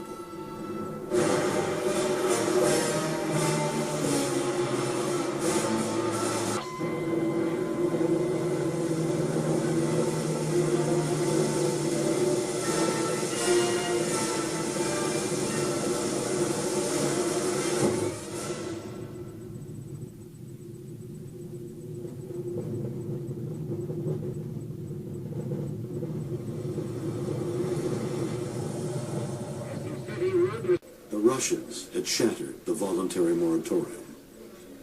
The United States would soon follow suit with an extensive series of weapon tests for massive retaliation. Concern arises that the U.S. is falling behind in nuclear weapons development. The next month, the Soviets conduct several high-altitude tests. The results permit them to develop data similar to that of the Teak and Argus series.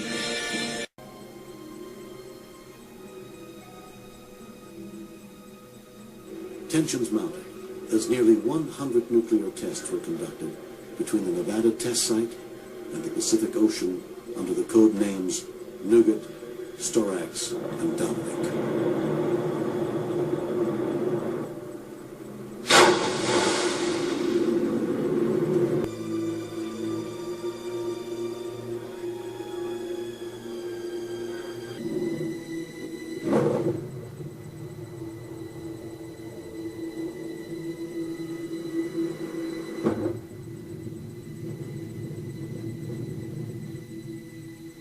Operations resumed at Johnston Island and Christmas Island during Operation Dominic. The United States negotiated the use of Christmas Island from the British, who had used the island to conduct their own thermonuclear tests. Multi-megaton nuclear weapons were loaded aboard B-52 strategic bomber aircraft, delivered from Hawaii, and airdropped off the south end of Christmas Island.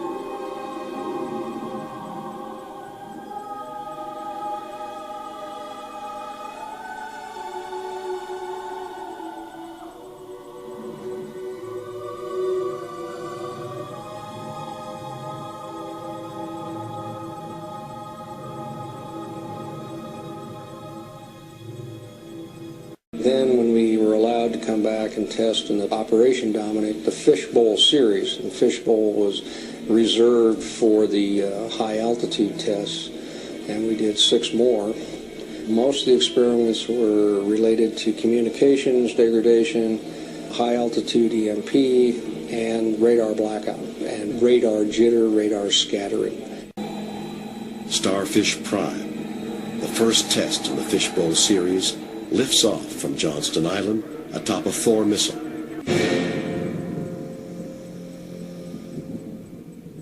Reaching an altitude over 5 times higher than Teak in 1958, the Starfish Fireball enters the Van Allen belt, igniting a violent auroral display.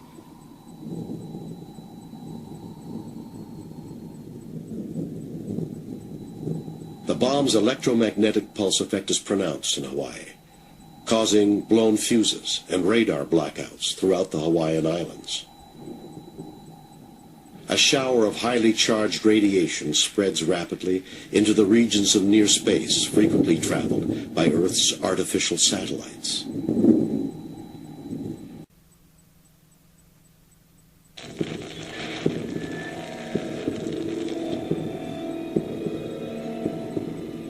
This government has maintained the closest surveillance of the Soviet military buildup on the island of Cuba. Within the past week, unmistakable evidence has established the fact that a series of offensive missile sites is now in preparation on that imprisoned island.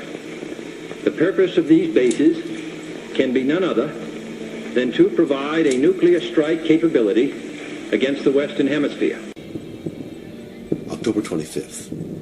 Amidst escalating world tensions, Bluegill Triple Prime is successfully launched and detonated.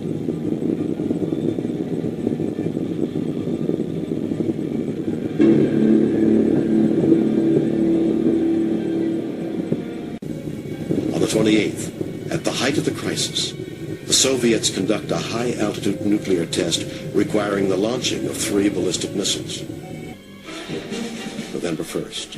White House struggles to verify that Soviet missiles in Cuba have in fact been disabled. Despite this destabilizing factor, both the U.S. and the Soviets conduct high-altitude nuclear tests on the same day. 5, 4, 3, 2, 1, 0.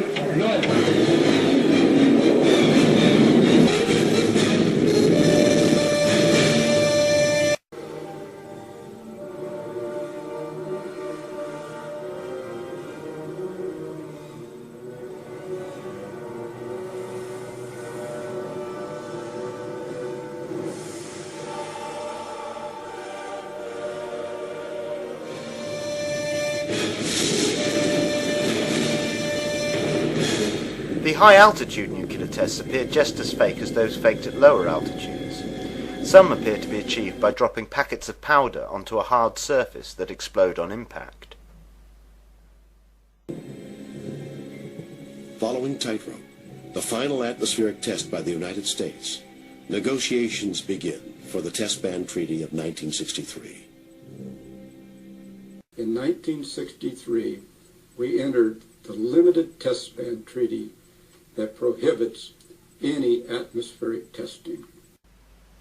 Prohibitions of nuclear testing, moratoriums, talks and treaties, reinforce the supposed threat and allows the power structure to pose as rational peacemakers, and allows for the demonization of those who supposedly don't adhere, and also helps prevent lesser countries from faking their own nuclear weapons.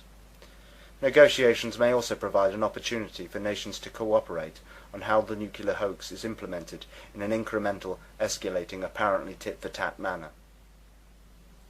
For the USSR and the United States, there ceased to be any need for continuing to fake nuclear tests once the nuclear myth had been well established.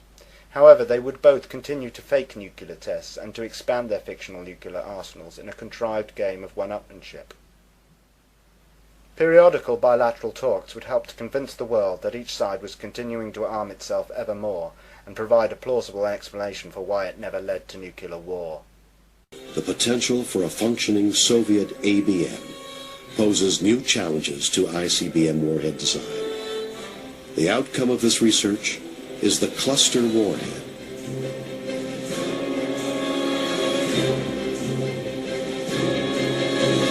Whilst the arguments over ABMs continued, American scientists were preparing a countermeasure: multiple, independently targeted re-entry vehicles, MIRVs for short.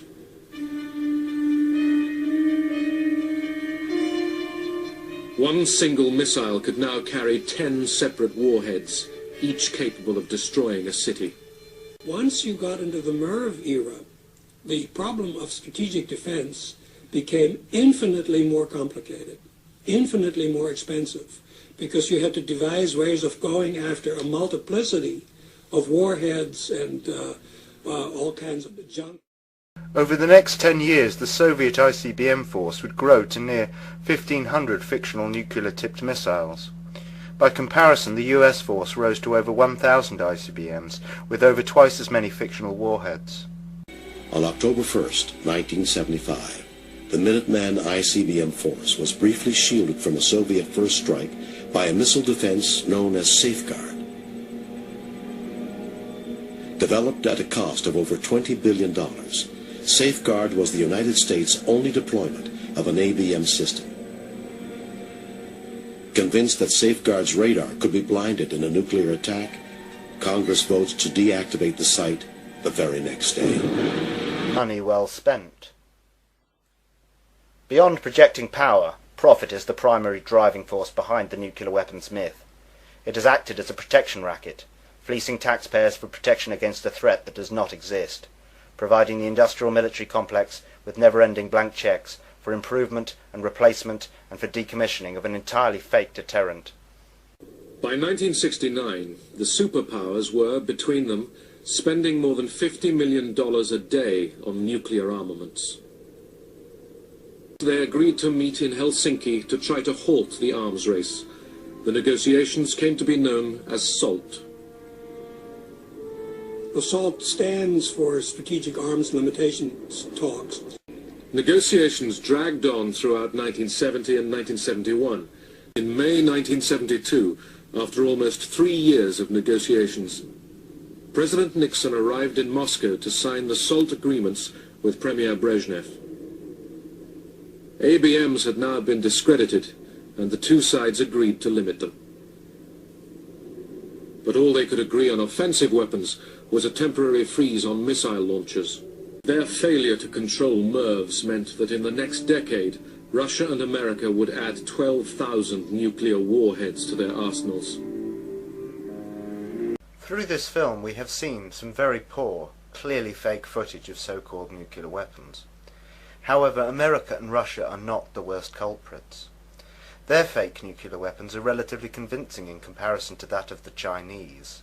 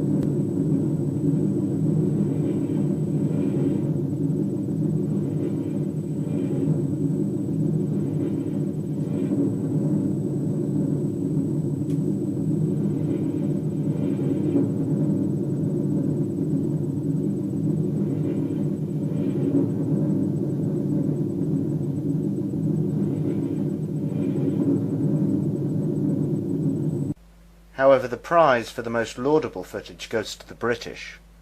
All the tests were airbursts. This meant that the bombs were exploded at 8,000 feet. At that height, there was thought to be little or no danger of contamination with radioactive fallout. I think we had to turn our collars up. We were told to cover our eyes. Minus 40 seconds. Close eyes. Close eyes. We were to put our heads down on our chest, cover our eyes with our hands. Some of us even used the berries and caps to cover them. Minus 30.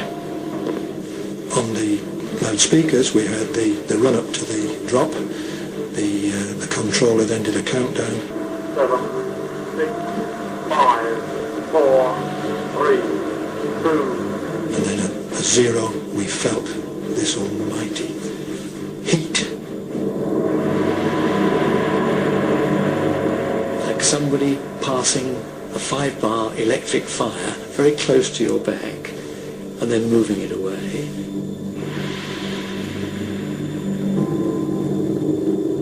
It was so unexpected and so eerie in a way, because there's no sound whatsoever. There's just this brilliant flash.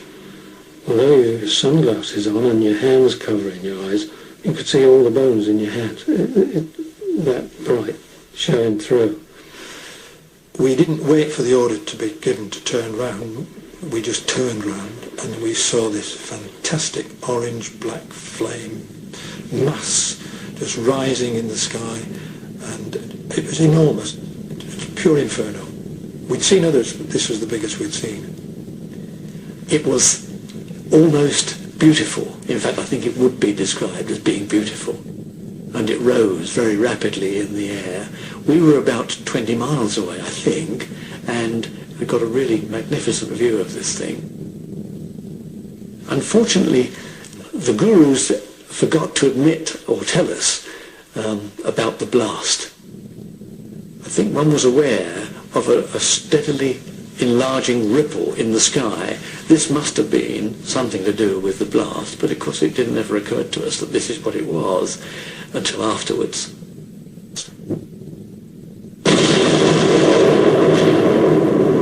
We were stood there gazing at this cloud, and then all of a sudden there was the loudest bang you have ever heard.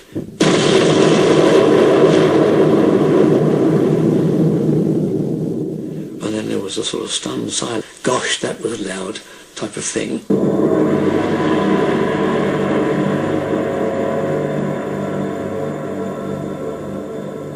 This time, everything had worked to plan.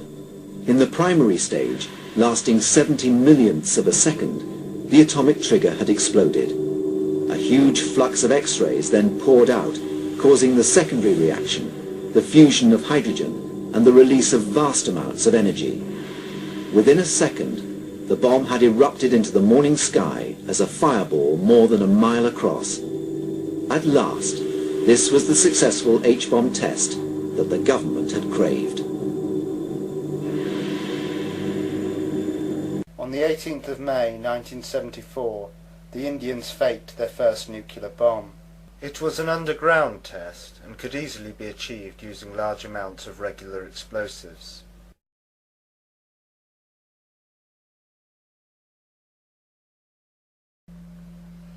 They claim to have conducted 5 more tests in 1998, 3 on the 11th of May, followed by another 2 days later on the 13th.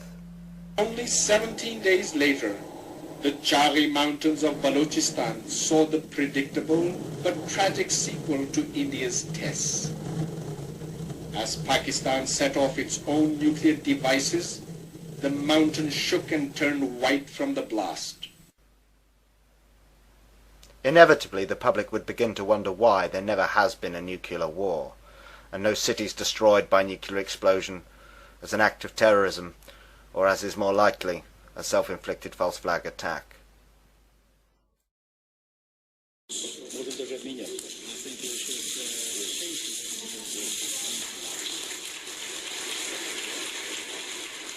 Ronald Reagan and Mikhail Gorbachev signed a far-reaching agreement. For the first time, an entire category of nuclear weapons was to be abolished.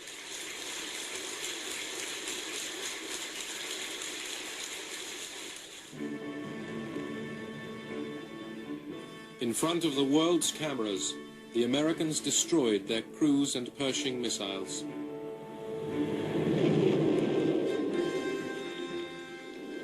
The Soviets dismantled their SS-20s. In another milestone in reducing Cold War tension, inspection teams from both sides supervised the destruction.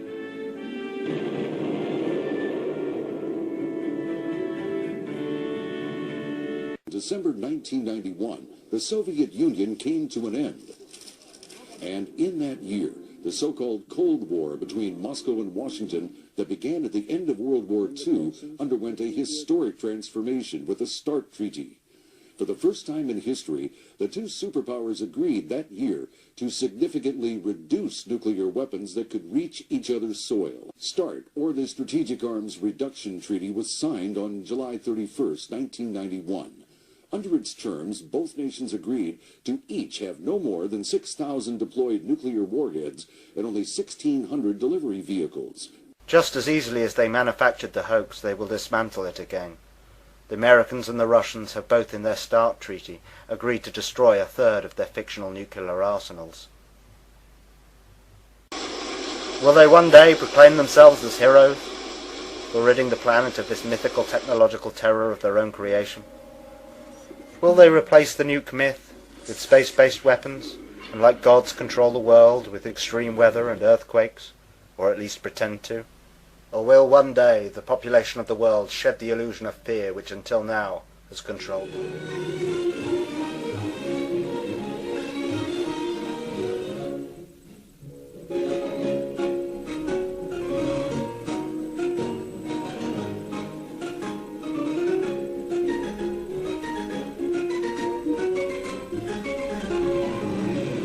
I'm Galen Windsor, and I thought I'd share a few hands-on practical things that have to do with this nuclear scare scam.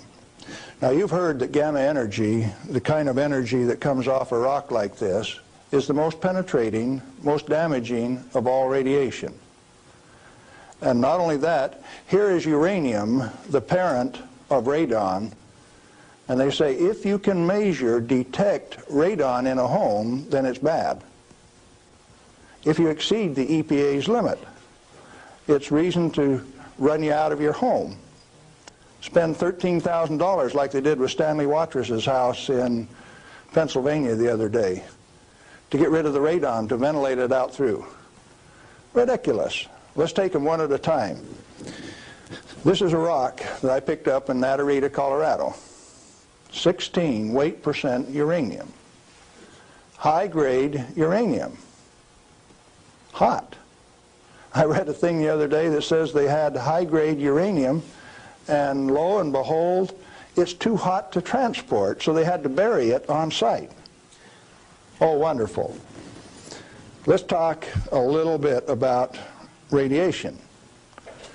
If we can, Are we picking up? If you put the probe right there, the meter goes off scale, and you can hear it. All right? Hot. Radiation, gamma radiation is the most penetrating of all radiation. Oh, is it? All it's got between the rock and the probe is my hand. Doesn't count so pretty much, does it? What if I put the rock behind me?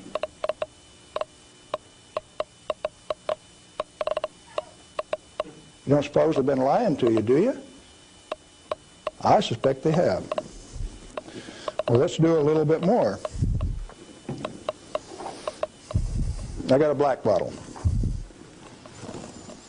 Good stuff comes in white bottle.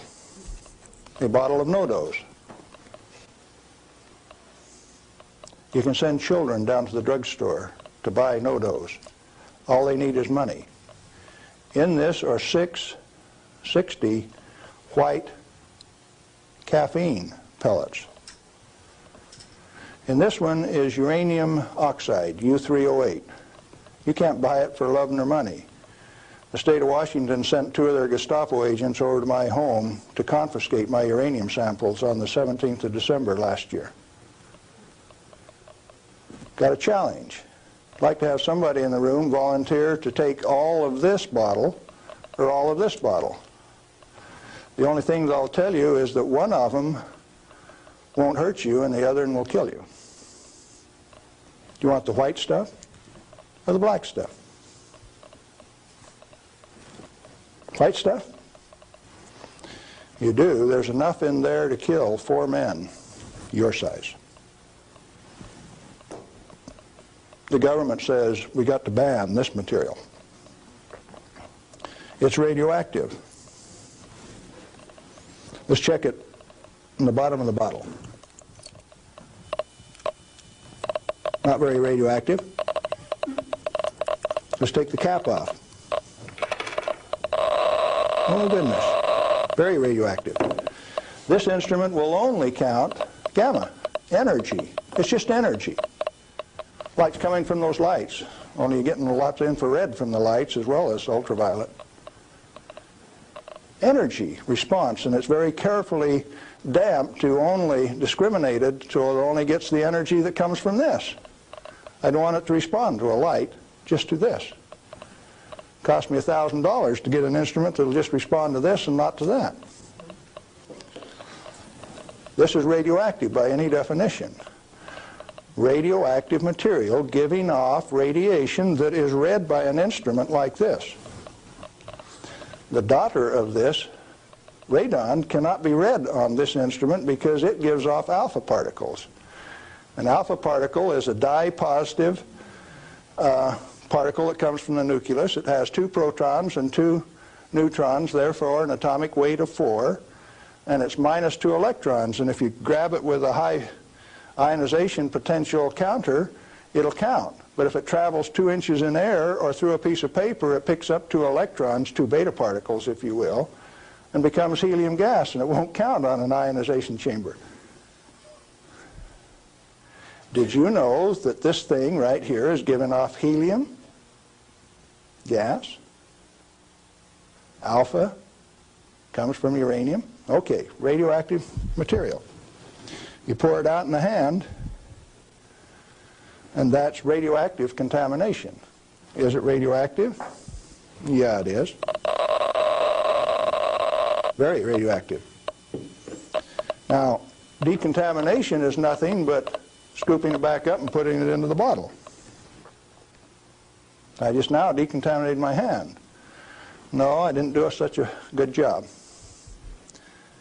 Not good at all. Is it still radioactive? Yeah, that's called residual radioactivity.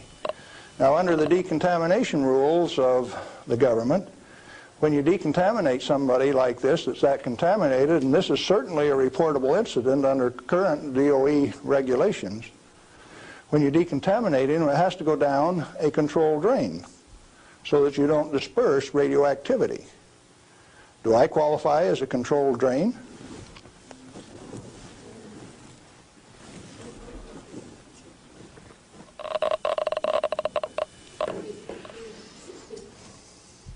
That material that I just ate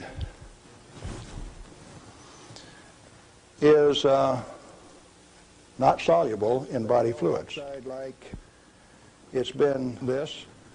It was fired originally at 940 degrees C, where it becomes U3O8, known in the industry as HCl insoluble. In other words, it will not dissolve in concentrated hydrochloric acid, hot.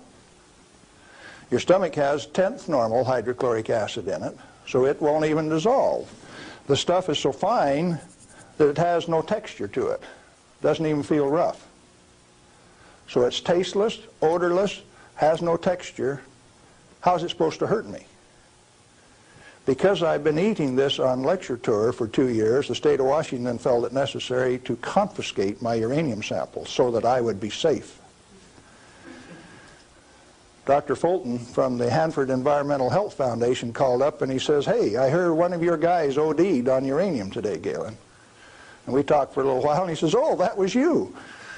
And I says, "Listen, I can eat all that stuff I want." He says, "It'll ruin your kidneys." "How are your kidneys?" "They're fine." "Well, you should have been chelated within 4 hours. And I mean, you guys are going to follow me around the country and give me chelating agents every 4 hours after I eat it on lecture tour?" He says, "We'll give you any medical assistance that you need, Galen. We don't want anything to happen to you."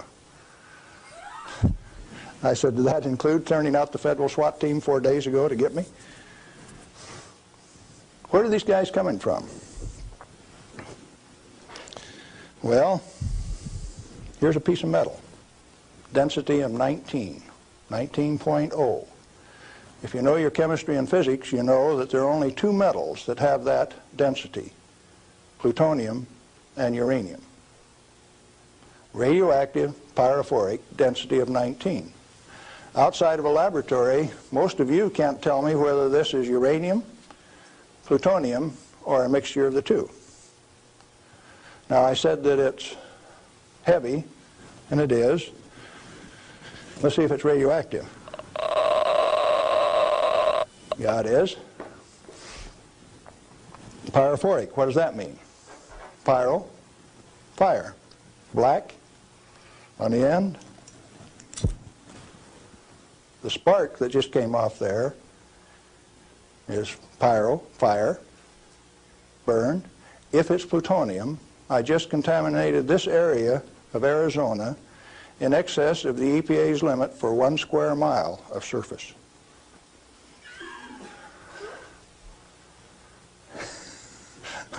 Somebody laughed. It's serious. The end of progress altogether says that I just contaminated you in excess of the limit for 1 square mile. It's now silver on the end. Tomorrow it'll be black because it self-oxidizes, this black color like this, all by itself. Plutonium does that and uranium does that. Is it hazardous? Yeah, it is, because they take depleted uranium metal and make it into 50 caliber bullets, fire them from shoulder-held weapons. In 1976, they obsoleted tank warfare with these things because it only takes one dog face with one weapon to knock out a 65-ton tank. It'll go through 3 inches of armor plate, and when it comes out the other side, it's that white hot spark that we just made. And the 5 men in that tank are dead because it'll burn all of the oxygen out of the air and burn their flesh. 1976, they obsoleted tank warfare, and you never even knew that. They make 10,000 of those bullets every day in the United States. We got enough in arsenal to sink all of Russia's tanks, and our boys in the Defense Department don't even talk about it. Yeah, it's hazardous to your health. Reminds me, lead is hazardous to your health too, isn't it? Particularly if it's in a 45 slug like this and it hits you right here going about 2,600 feet per second. It's not the material, it's the impact from the velocity. Let's be very specific in the words that we use. This particular chunk of lead came out of a human body. My son, who's a deputy sheriff, thought maybe I could use it on tour. That's called dying of lead poisoning. Anything less is a figment of the imagination because it's not soluble in body fluid either.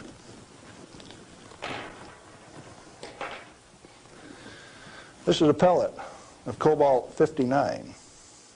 If you put it in a reactor into a neutron field, you can convert cobalt-59 to cobalt-60, which gives off a gamma. It becomes the source that doctors use to irradiate patients to 7,000 Roentgen for one patient. The total dose absorbed by radiation workers at 3 Mile Island in the last 6 years is something like 1,500 Roentgen. 5 times more given to a single individual in a doctor's facility. Now, do you know why I say that the federal regulations are absurd? And if you live by those federal regulations, maybe you're being absurd too? This same material that's labeled high-level waste by our current government, our current Congress. Now, plutonium is an interesting chemical element. It is created in a nuclear reactor. The Manhattan Project built 8 of these reactors at Hanford. The first one took 12 months from sagebrush to nuclear steam to build, and it had never been done in that size before. How could they do that? Why did they do it? To create this element called plutonium. Plutonium has been assessed as being the most hazardous material on Earth. Now, from the standpoint that you can make an atomic weapon out of it, yes, it is quite hazardous, because a piece of it that big, 2.5 kilograms, that's only 5 pounds, is the force that delivered 20,000 tons of TNT equivalent over Nagasaki. Indeed, it is hazardous. The one over Hiroshima that had fully enriched U-235 in it was 5 times as big. So plutonium is more dangerous than U-235, is it not? By a factor of 5. It takes 5 times as much U-235 as it does plutonium. Therefore, it is the most hazardous thing. Enter the great pretenders. They said that 5 grams of plutonium, properly distributed over the face of the Earth, would kill everybody on Earth. Now, if you can only get one 20 kiloton weapon to go on 2,500 grams, how's 5 grams going to kill everybody on Earth? Early on, I had a fear that said, if there is this much fissile material, that can undergo a chain reaction, we called it in the beginning, then if you set a match to it, all the fissile material in the world is just going to keep right on going. Totally unfounded fear. It turns out that when you're in this business of recovering plutonium, like we recovered so much of it at Hanford, we found out that if you have it in a solution where it's less than 5% plutonium, it won't go critical any way that you kick it. And when you get it to 100% plutonium, you better be careful. Because if you put it in more than a 5-inch diameter cylinder, you're playing with fire. You can undergo what is known as an uncontrolled criticality, accidental criticality. The air turns blue. If the cylinder is sealed, it will explode from steam pressure. And that steam pressure builds up in a millisecond, which is about that long. No, you don't horse with it. And then you find out that those 8-foot thick shielding walls on those canyons were put there because they didn't know how much was a critical mass. They says, if we make a mistake, we don't want to die, so we will provide the shielding. And so this shielding thing started for no other reason than they didn't know what was a critical mass. Well, through the years, we got pretty good at telling what a critical mass was. And I have worked in a plant where I had half a critical mass in this hand, barehanded, dressed in street clothes, half in this hand, wearing a lab coat, and I'd put this half in a pocket on this side and this half in a pocket on this side and walk down the hall. If those two ever got together, there would be a blue flash. They never got together because I was in between them. And we do that every day. And each half had to meet definite dimension characteristics. And so we'd take them down and pass them one half at a time, and they'd measure it and say, yeah, that one will pass. And then we'd pass them the other half, and that one will pass too. But they were carefully put in separate bird cages so they couldn't get together accidentally. Well, those of us who worked with it enjoyed it. We knew what we were doing. We worked at it. When the President of the United States decided not to operate that fuel reprocessing plant, I started scrambling to find out what was going on. Many things had been done in the name of health and safety. Don't get burned. You got to have a safety record. You have to be safer than anybody else. We were already safer than anybody in the whole world. Well, you can't afford to get burned with this. You've got to enforce the limits. You've got to keep it.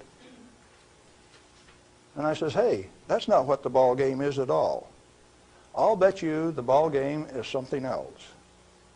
And in 1982, when the Congress passed the Nuclear Waste Policy Act of 1982, a guy by the name of Mo Udall, I don't know whether you people in Arizona have ever heard of him or not, authored that bill.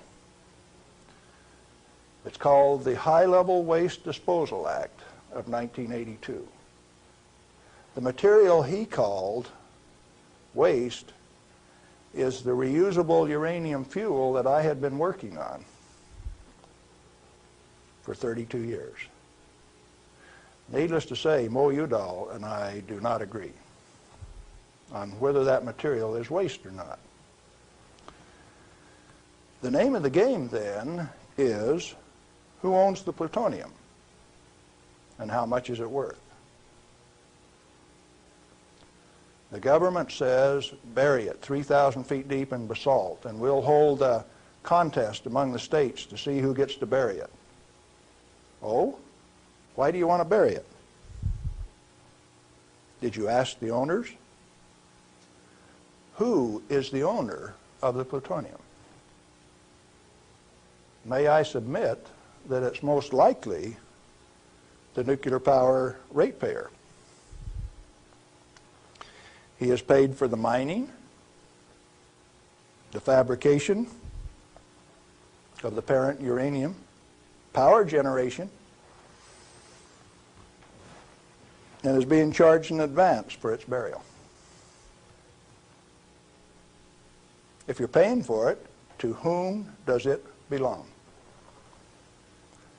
How much is it worth? In inflated dollars, a ton of reusable uranium fuel contains useful metal isotopes worth upwards of $10 million a ton. Mo Udall says it's high-level waste. The value of reusable uranium fuel scheduled for permanent disposal probably exceeds the national debt. Naturally occurring plutonium quantities, and you know plutonium does occur naturally. Plutonium-244 is found at the residual activities of the several, 8 at least, Oklo phenomenon reactors across the world. First one found at Gabon, Africa. Naturally occurring plutonium quantities have been enhanced by transmutation of uranium. That's the reason we built reactors in the first place. Our ability to detect and measure emissions from these elements is useful in inventory control. When fissile elements, fissile isotopes, are present at less than 5 weight percent, plutonium-239 equivalent, and the heavy metal oxide matrix is stored dry in air, it has no critical mass. Remember we talked about shielding was because they didn't know what a critical mass was? If it is light water reactor fuel at less than 5% equivalent fissile content, you can handle it, you can do anything you want with it, you can stack it up, you can have a room full, you can have a handful. As long as you keep it dry, it will not sustain a chain reaction. What then is all this falderall about a little bit, 5 grams, will kill everybody in the world? They don't know what they're talking about. And when they say that, they're thumbing their nose at measurement experts like Galen Windsor. I am insulted when they say those things and get away with it, because it has no bearing on the truth. It cannot be mishandled. It will not expose any person to an unshielded nuclear reaction. In other words, no controls are necessary except to prevent the pilferage of the inventory. Have you got that one? Let it register. Do you need governmental rules and regulations and instructions? No way. Then why do we have all of those rules? Inventory control practices capitalized on the fear of undereducated masses who work in the industry. I didn't say anything about ordinary people now. I'm talking about the people who have worked in the industry and those who cast stones from without. The Ralph Naders, the Jane Fondas.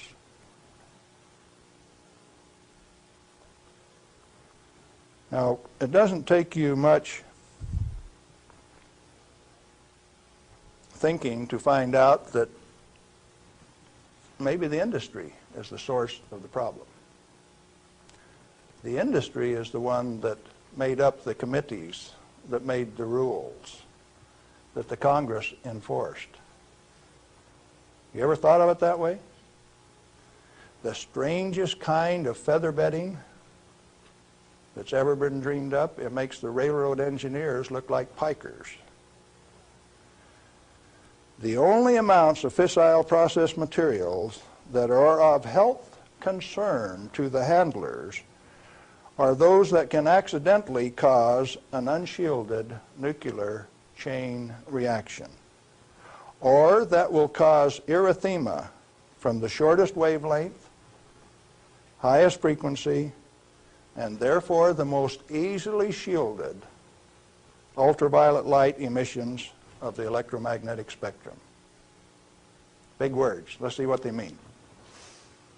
The emissions from uranium, plutonium, cesium, all of those things are only important if you assemble an amount that if you get this amount and this amount together, it can go critical.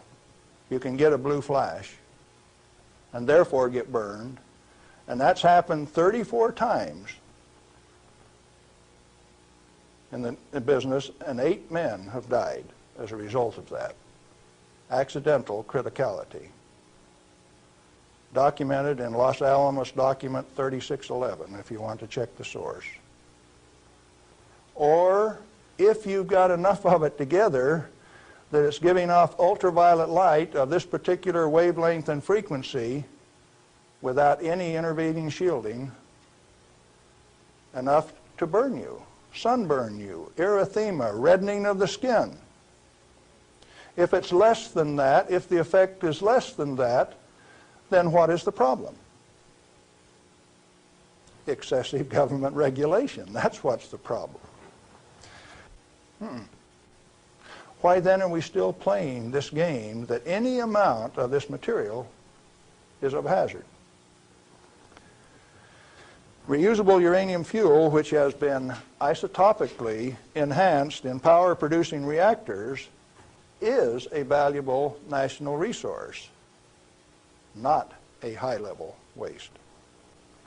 The utility operators recognize the future worth of this commodity. Mo Udall, in that Nuclear Waste Policy Act of 1982, imposed a tribute of $1 per kilowatt hour, $1 per megawatt hour on all electricity produced in a nuclear plant so that they can research and develop methods to throw it away.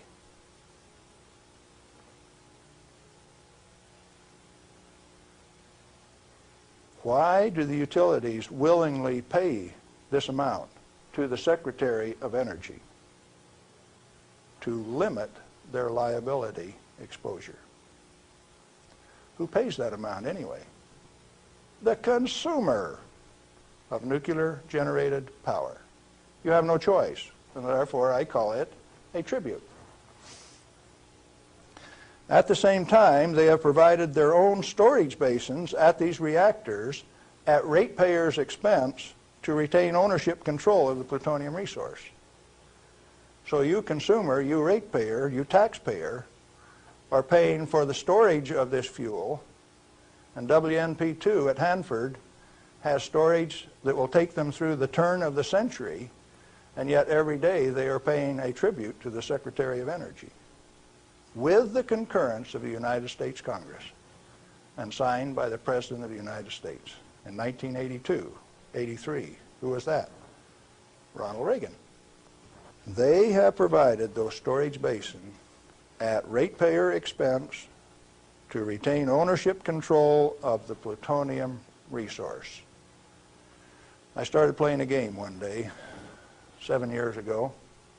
I says, okay, Portland General Electric, you've got the Trojan reactor, you've got a storage basin problem, I'm going to make you an offer.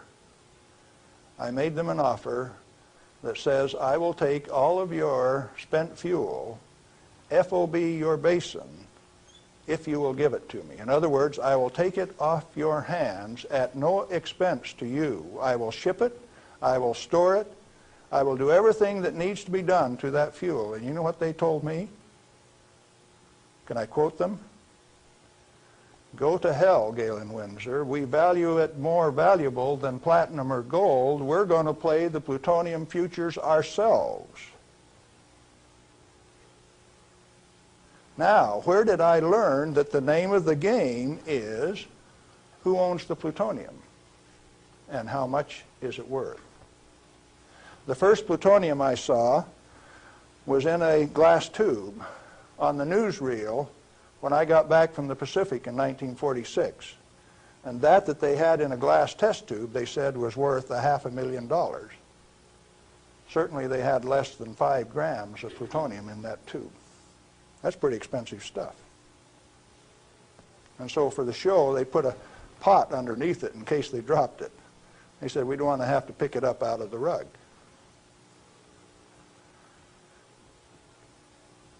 When it was decided for us not to operate this plant, plutonium was guaranteed on buyback by the federal government at $43 a gram. That's quite a price drop, don't you think?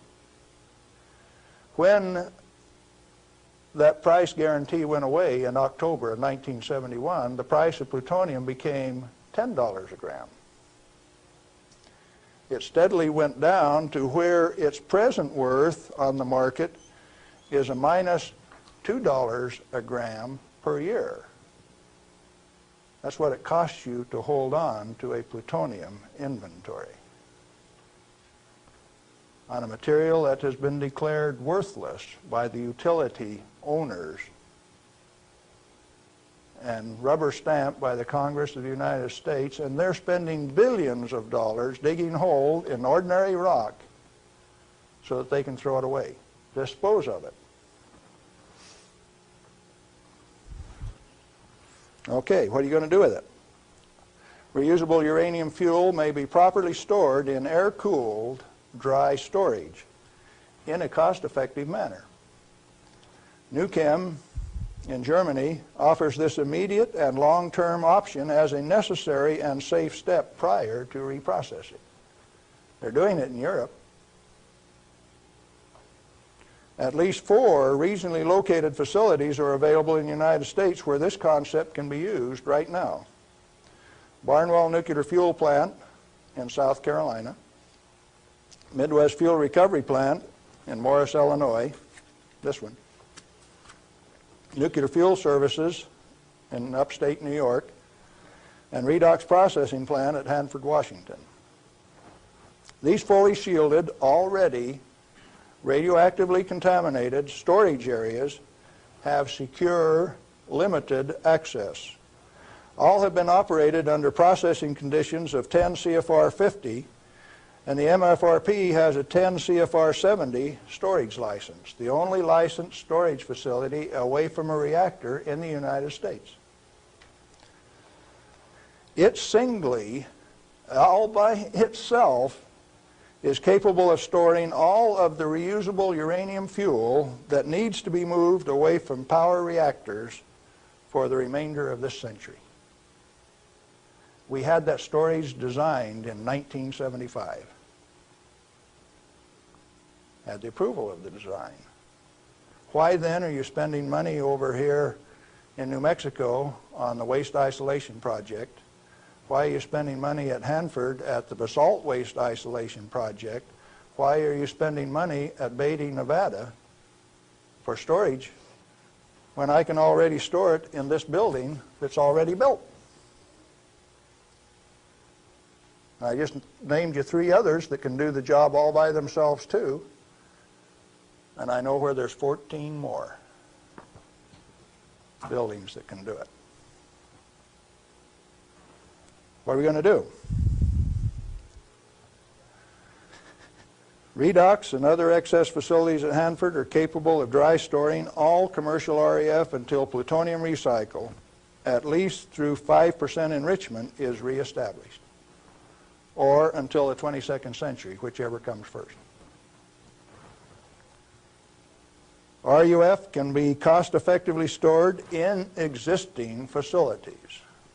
Where does Mo Udall came off then, saying that you cannot use this plant for its intended purpose unless it is owned by the United States government. He has said that. The waste isolation projects are politically mandated wasting of national energy and construction resources. Plutonium proliferation by diversion of stored reusable uranium fuel is of minor importance compared to global availability of fully enriched uranium by laser isotopic separation. Let me explain that last thing that I said. Jimmy Carter said you can't ship plutonium to India, but in the same paragraph said you may ship them fully enriched uranium. Oh, Jimmy Carter, that peanut brain, what did he just say? He says that when the Israelis took out the reactor in Iraq, they had fully enriched uranium from France. And he says those rascals, those Iraqis, are going to take that fully enriched uranium, put it in that reactor, irradiate it to plutonium, and therefore have to recover the plutonium in a plant like this, and we stop them when the fully enriched uranium makes a better weapon than the plutonium in the first place. Now, when the President of the United States says things like that, and when the press gives it credibility, I get insulted. And right after I get insulted, I get angry. And I've been angry for quite a while now.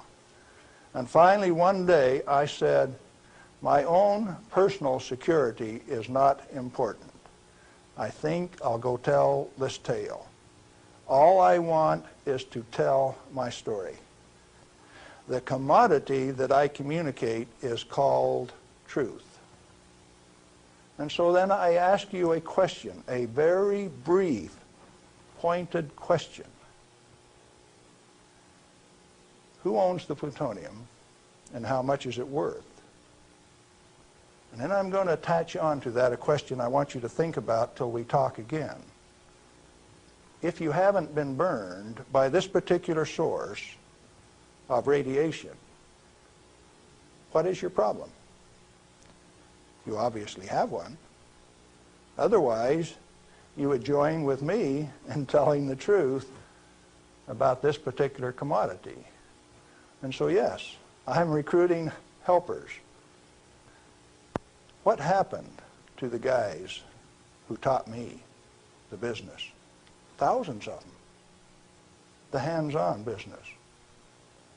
Where are they? They're still there. Why don't they talk? Who are the they that say this is the way the business is going to be run, whether it makes sense or not?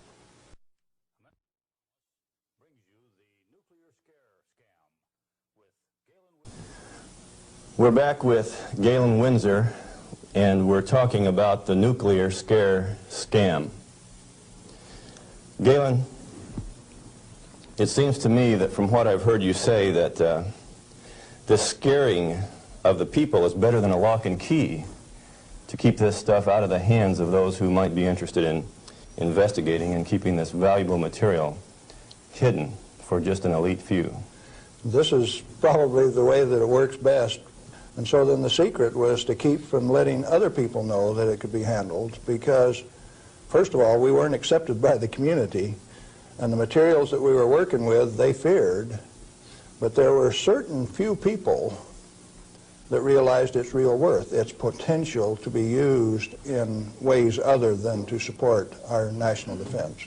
Let me ask you a question, Galen. Are you worried about do you have reason to be worried about your personal safety? Because the kind of people that you're describing here are powerful people. I wonder, you're still around, I wonder how much longer we can expect you to be in this game. Well, on the 13th of December last year, the NRC, Nuclear Regulatory Commission, Region 5, turned out a federal SWAT team to get me on a federal warrant issued by Bob Thomas out of Walnut Creek, California. It was kind of funny in a way. They turned out this federal SWAT team at Hanford, and they had my picture, and alongside it says, "This is an irrational individual. He poses a threat to our security. Take him at any cost." Now, the reason that I'm still here only has one logical conclusion. I have lots of help. Well, you've told us about how that you and others of your friends and colleagues have handled many times this so-called deadly nuclear energy material that the whole world is so scared of. Why weren't you afraid of it? Because we did silly things like recover some of the undissolved fuel elements out of the redox dissolver that burned a hole in it. And we went in and sampled these things by remote process. We got it out into our hands and found out that we could walk around the lab with them barehanded and they wouldn't hurt us. And we were standing there in the lab tossing them back and forth. Uranium metal that wouldn't dissolve in the boiling nitric acid. Well, if you find out that you can play with it, and it was only 90 days since that thing came out of the reactor, and it doesn't burn you, why should you be afraid of it? So in other words, you're telling me that you learned to not be afraid of it because of practical use and application and hands-on experience. Hands-on. We might even been playing games. Okay, you say that you swam in this water that was straight from spent fuel used to cool that fuel, and yes. You swam in it. Yep. You told me earlier that you went a little bit beyond that. Would you share a little bit of that story? Well, swimming in it didn't have the desired effect. So I decided I had to be more direct with these people that were giving me trouble. They were kind of hard to teach, so I went to drinking a glass of it a day. I had the bottle of it. Last time I went swimming, I filled this 2-liter bottle with water and washed it off on the outside in the shower when I washed me off on the outside so that we didn't tattletale. You know, radioactive material is just a trace or a tattletale. So you got to get it off so they won't know that you've been swimming in the pool and drinking the water. So I took this bottle in and set it on my desk. And who would suspect that the manager of safety and analytical service had a bottle of spent fuel pool water sitting on his desk, and he drank a glass of it every day. And this was unheard of. Nobody ever did that crazy stunt before. How has that affected you, Galen? Well, as near as I can tell, it made me about 6'4" in my cowboy boots, 210 pounds, and really quite a nice fellow. All right. What then happened as a result of your doing this strange experiment on your desk with this water? What was the result? Can corporations have a heart attack?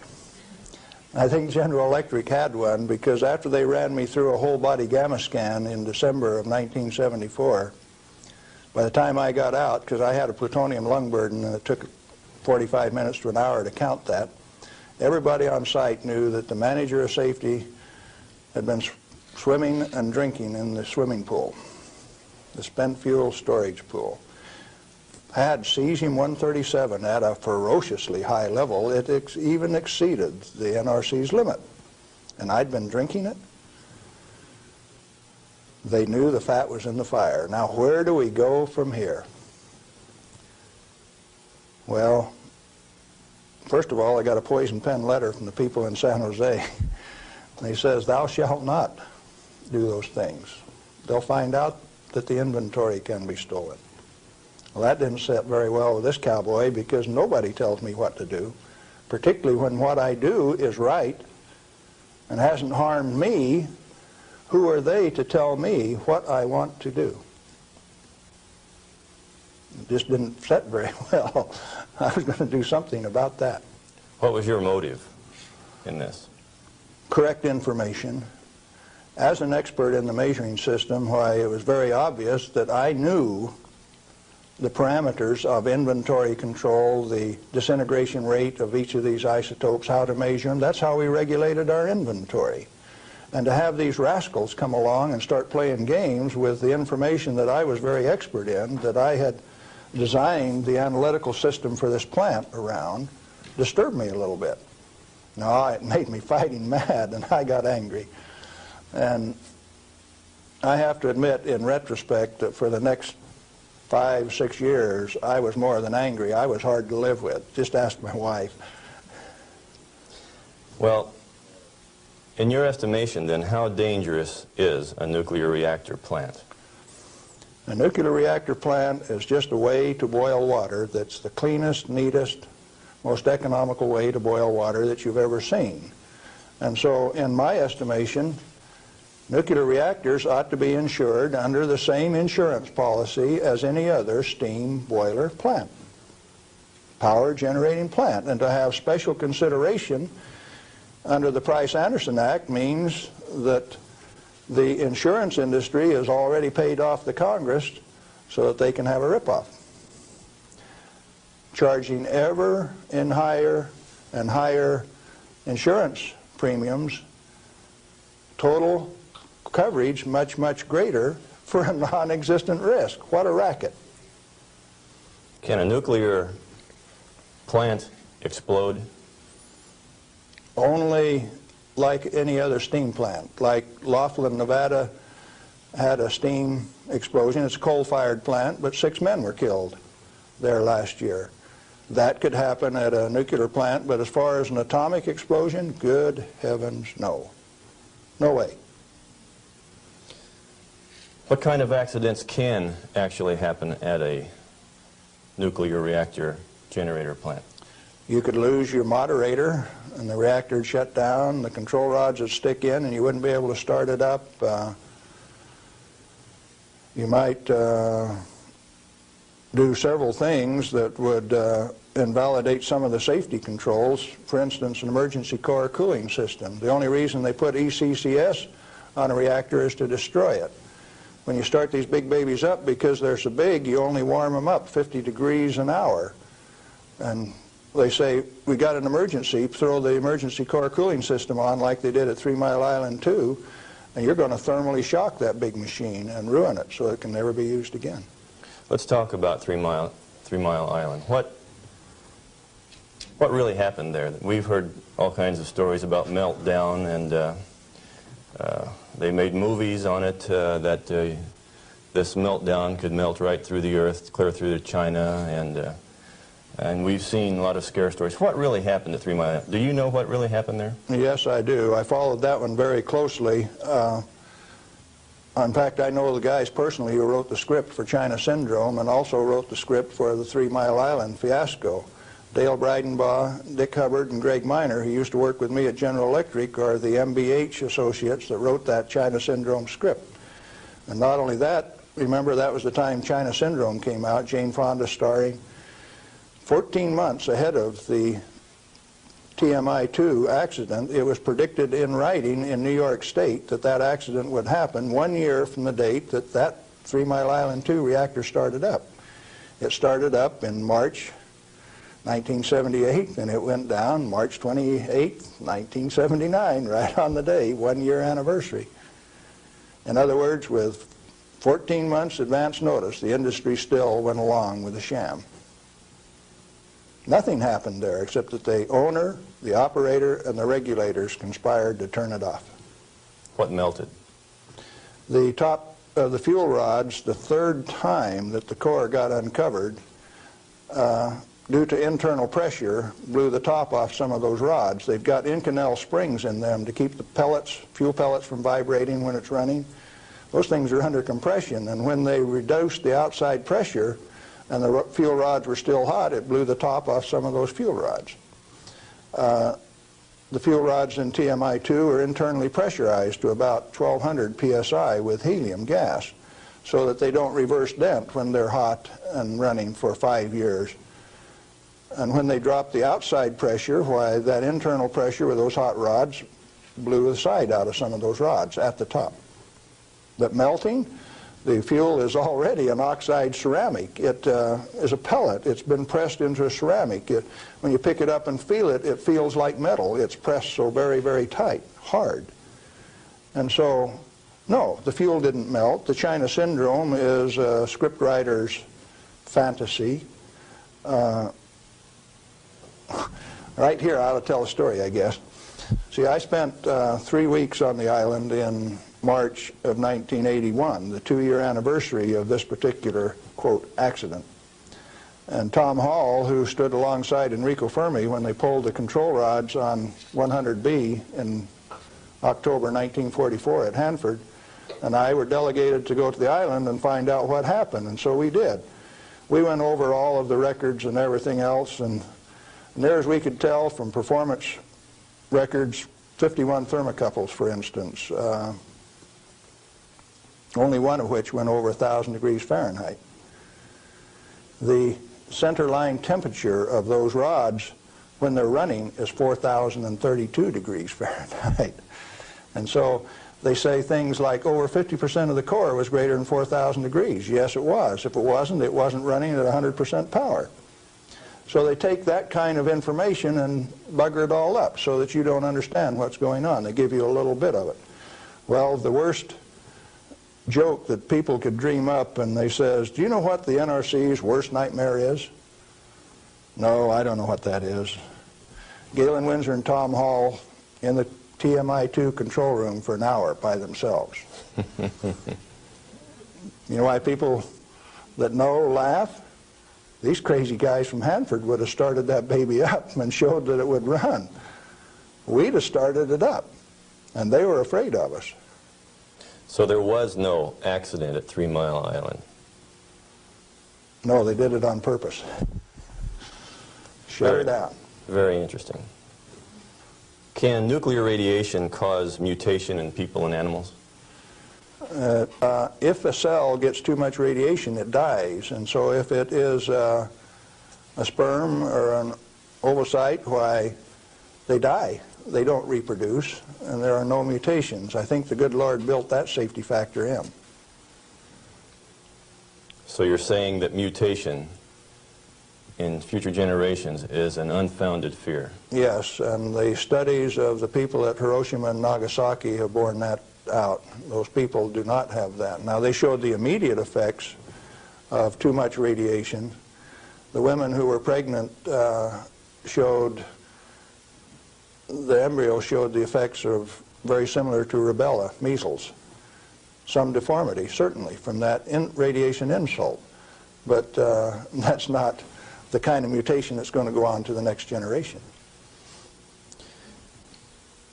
Galen, what and where are these burial sites and what's in them for this so-called nuclear waste? I've been hearing stories about stainless steel containers buried in concrete under the ocean, boiling for over 2,000 years. That sounds like a real story. Let me start out by saying there are no nuclear waste, only materials created in a reactor to be recovered and used beneficially. Now, high-level waste is radioactive and self-heating, and so fuel, reusable uranium fuel, fits that definition. But if you disregard its intrinsic worth, why then, yeah, it would fit the definition of high-level waste. But let's say there isn't any high-level waste, only material to be recovered and used beneficially. Then what's the low-level waste fiasco? That's an excuse for a federally mandated, non-inspectable disposal system so that organized crime can get rid of any evidence that they want and it can never be dug up again. They're afraid to look in there. Not afraid. They don't want you to. They've got rules on the transport so that if you have an accident with a low-level radioactive waste shipment, why, you call out all of the state police and you make sure that nobody looks at it, that nobody gets exposed, that there's no spreading of the contaminated material. And it's also that you don't find out whose body's in that drum. The situation got so bad that the smell of human flesh was so great that they made it so that you could ship animal biological waste in refrigerated vans so that it wouldn't stink up before you got it buried. What is then in these low-level or high-level or whatever containers under the ocean? Nothing. But if you see, they were one time dropping barrels of radioactive waste off barges in the ocean. Do you know what was in them? Not high-level self-heating radioactive waste. Probably had a few bodies and a few guns and a few knives and a few evidences in them too. If you drop them in the ocean, they are truly disposed of. So you know there's an international trade in that right now? You can't do it in the United States, so they transship it across the ocean to South Africa and they can bury it offshore. So what is in those drums? Well, that's what you're telling me then, that I needn't worry about boiling drums under the ocean for 2,000 years. No, no way. Thank you. I'm glad to know that. Well, one more question, Galen. What do you feel like a good portion of these men in Congress know this already? I know they do. I went there 4 years ago and sat down with the Senate legal staff and told them my hour-and-a-half-long sad story, and Sam Bollinger, one of the lawyers, stood up and he says, "Galen, if I understand you right, why, you want us to have President Reagan snap his finger and make this thing come up straight." And I says, "Hey, Sam, terrific. Go ahead and do it." He didn't take that challenge. He says, "No, I'll tell you what, Galen. Industry likes it the way that it is." I said, "Sam, you really know how to hurt a guy." And he says, "Well, if we change it, what are we going to do for an encore?" Yeah, they're fully aware that this thing goes on as far up as the President of the United States. It's the way that industry wants it. The industry is its own problem then. So the question is then, what is the industry? What is the real story here? Is this an industry of nuclear energy?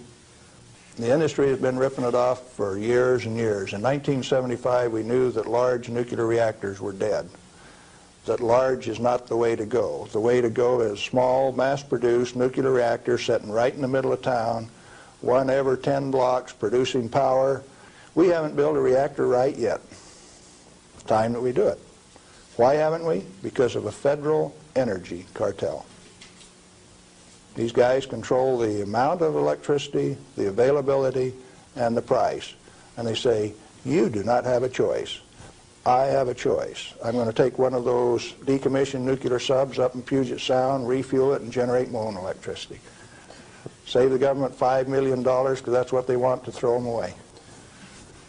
I will use it for my own power plant. Quinn Millian up in Omak, Washington, and I are moving on that, and if one of these days I hook one of them up to Pier 91 in Seattle, don't be surprised. Well, good luck. What I'm saying to you is that the federal regulations are absurd. The congressman that put them into place ought to be fired. They ought to be sent home. The regulators, what do you do with them? Quit paying them. The taxpayer, the electorate, elects those people to go out and do a job. Why do you continue to pay them when they're teaching you baloney? When they're putting in regulations that don't make any sense? Cut it out. Quit paying them, fire them, send them home. The term I grew up with says can them. Is it easy? Apparently not. You haven't got the job done. The majority of the Congress is irresponsible, amoral, atheistic, irresponsible. Let's see, how many more adjectives can I drum up? But that many. Let me tell you. We as the people sent a bunch of rascals out to the energy store with a signed blank check. And we say, hey fellows, if you run out of money, just go build us a good power plant. If you run out of money, come back and we'll give you another signed blank check and guarantee the payment out of the ratepayer's pocket. I found out that it doesn't hurt me. You need to find out that it doesn't hurt me, or you. In fact, the only reason for the existence of these big transcontinent distribution lines would be if they could compete with a small mass-produced reactor sitting in your backyard. Why don't they want you to? Because they are the federal energy cartel. They like to set the price, the total availability, and whether you can hook onto it, and if you don't pay your bill, cut you off. That's called power, domain, and control. And they like that. They do not want you to be energy independent. If you had one of these sitting in every 10-block area in Phoenix, you could tell the rest of the world to go get lost. Oh, there's another use for that heat. You could heat your homes in the wintertime, or you could cool them in the summertime with it. Heating, ventilation, air conditioning, they call it, HVAC. In countries where it freezes, you could run that hot water out and chase the frost away in the spring and in the fall. And they found out that plants grow faster in warm water anyway, so you'd irrigate with it all summer. We got troubles in this country. I'm telling you what the problem is. Doing something about it, responsibility is yours.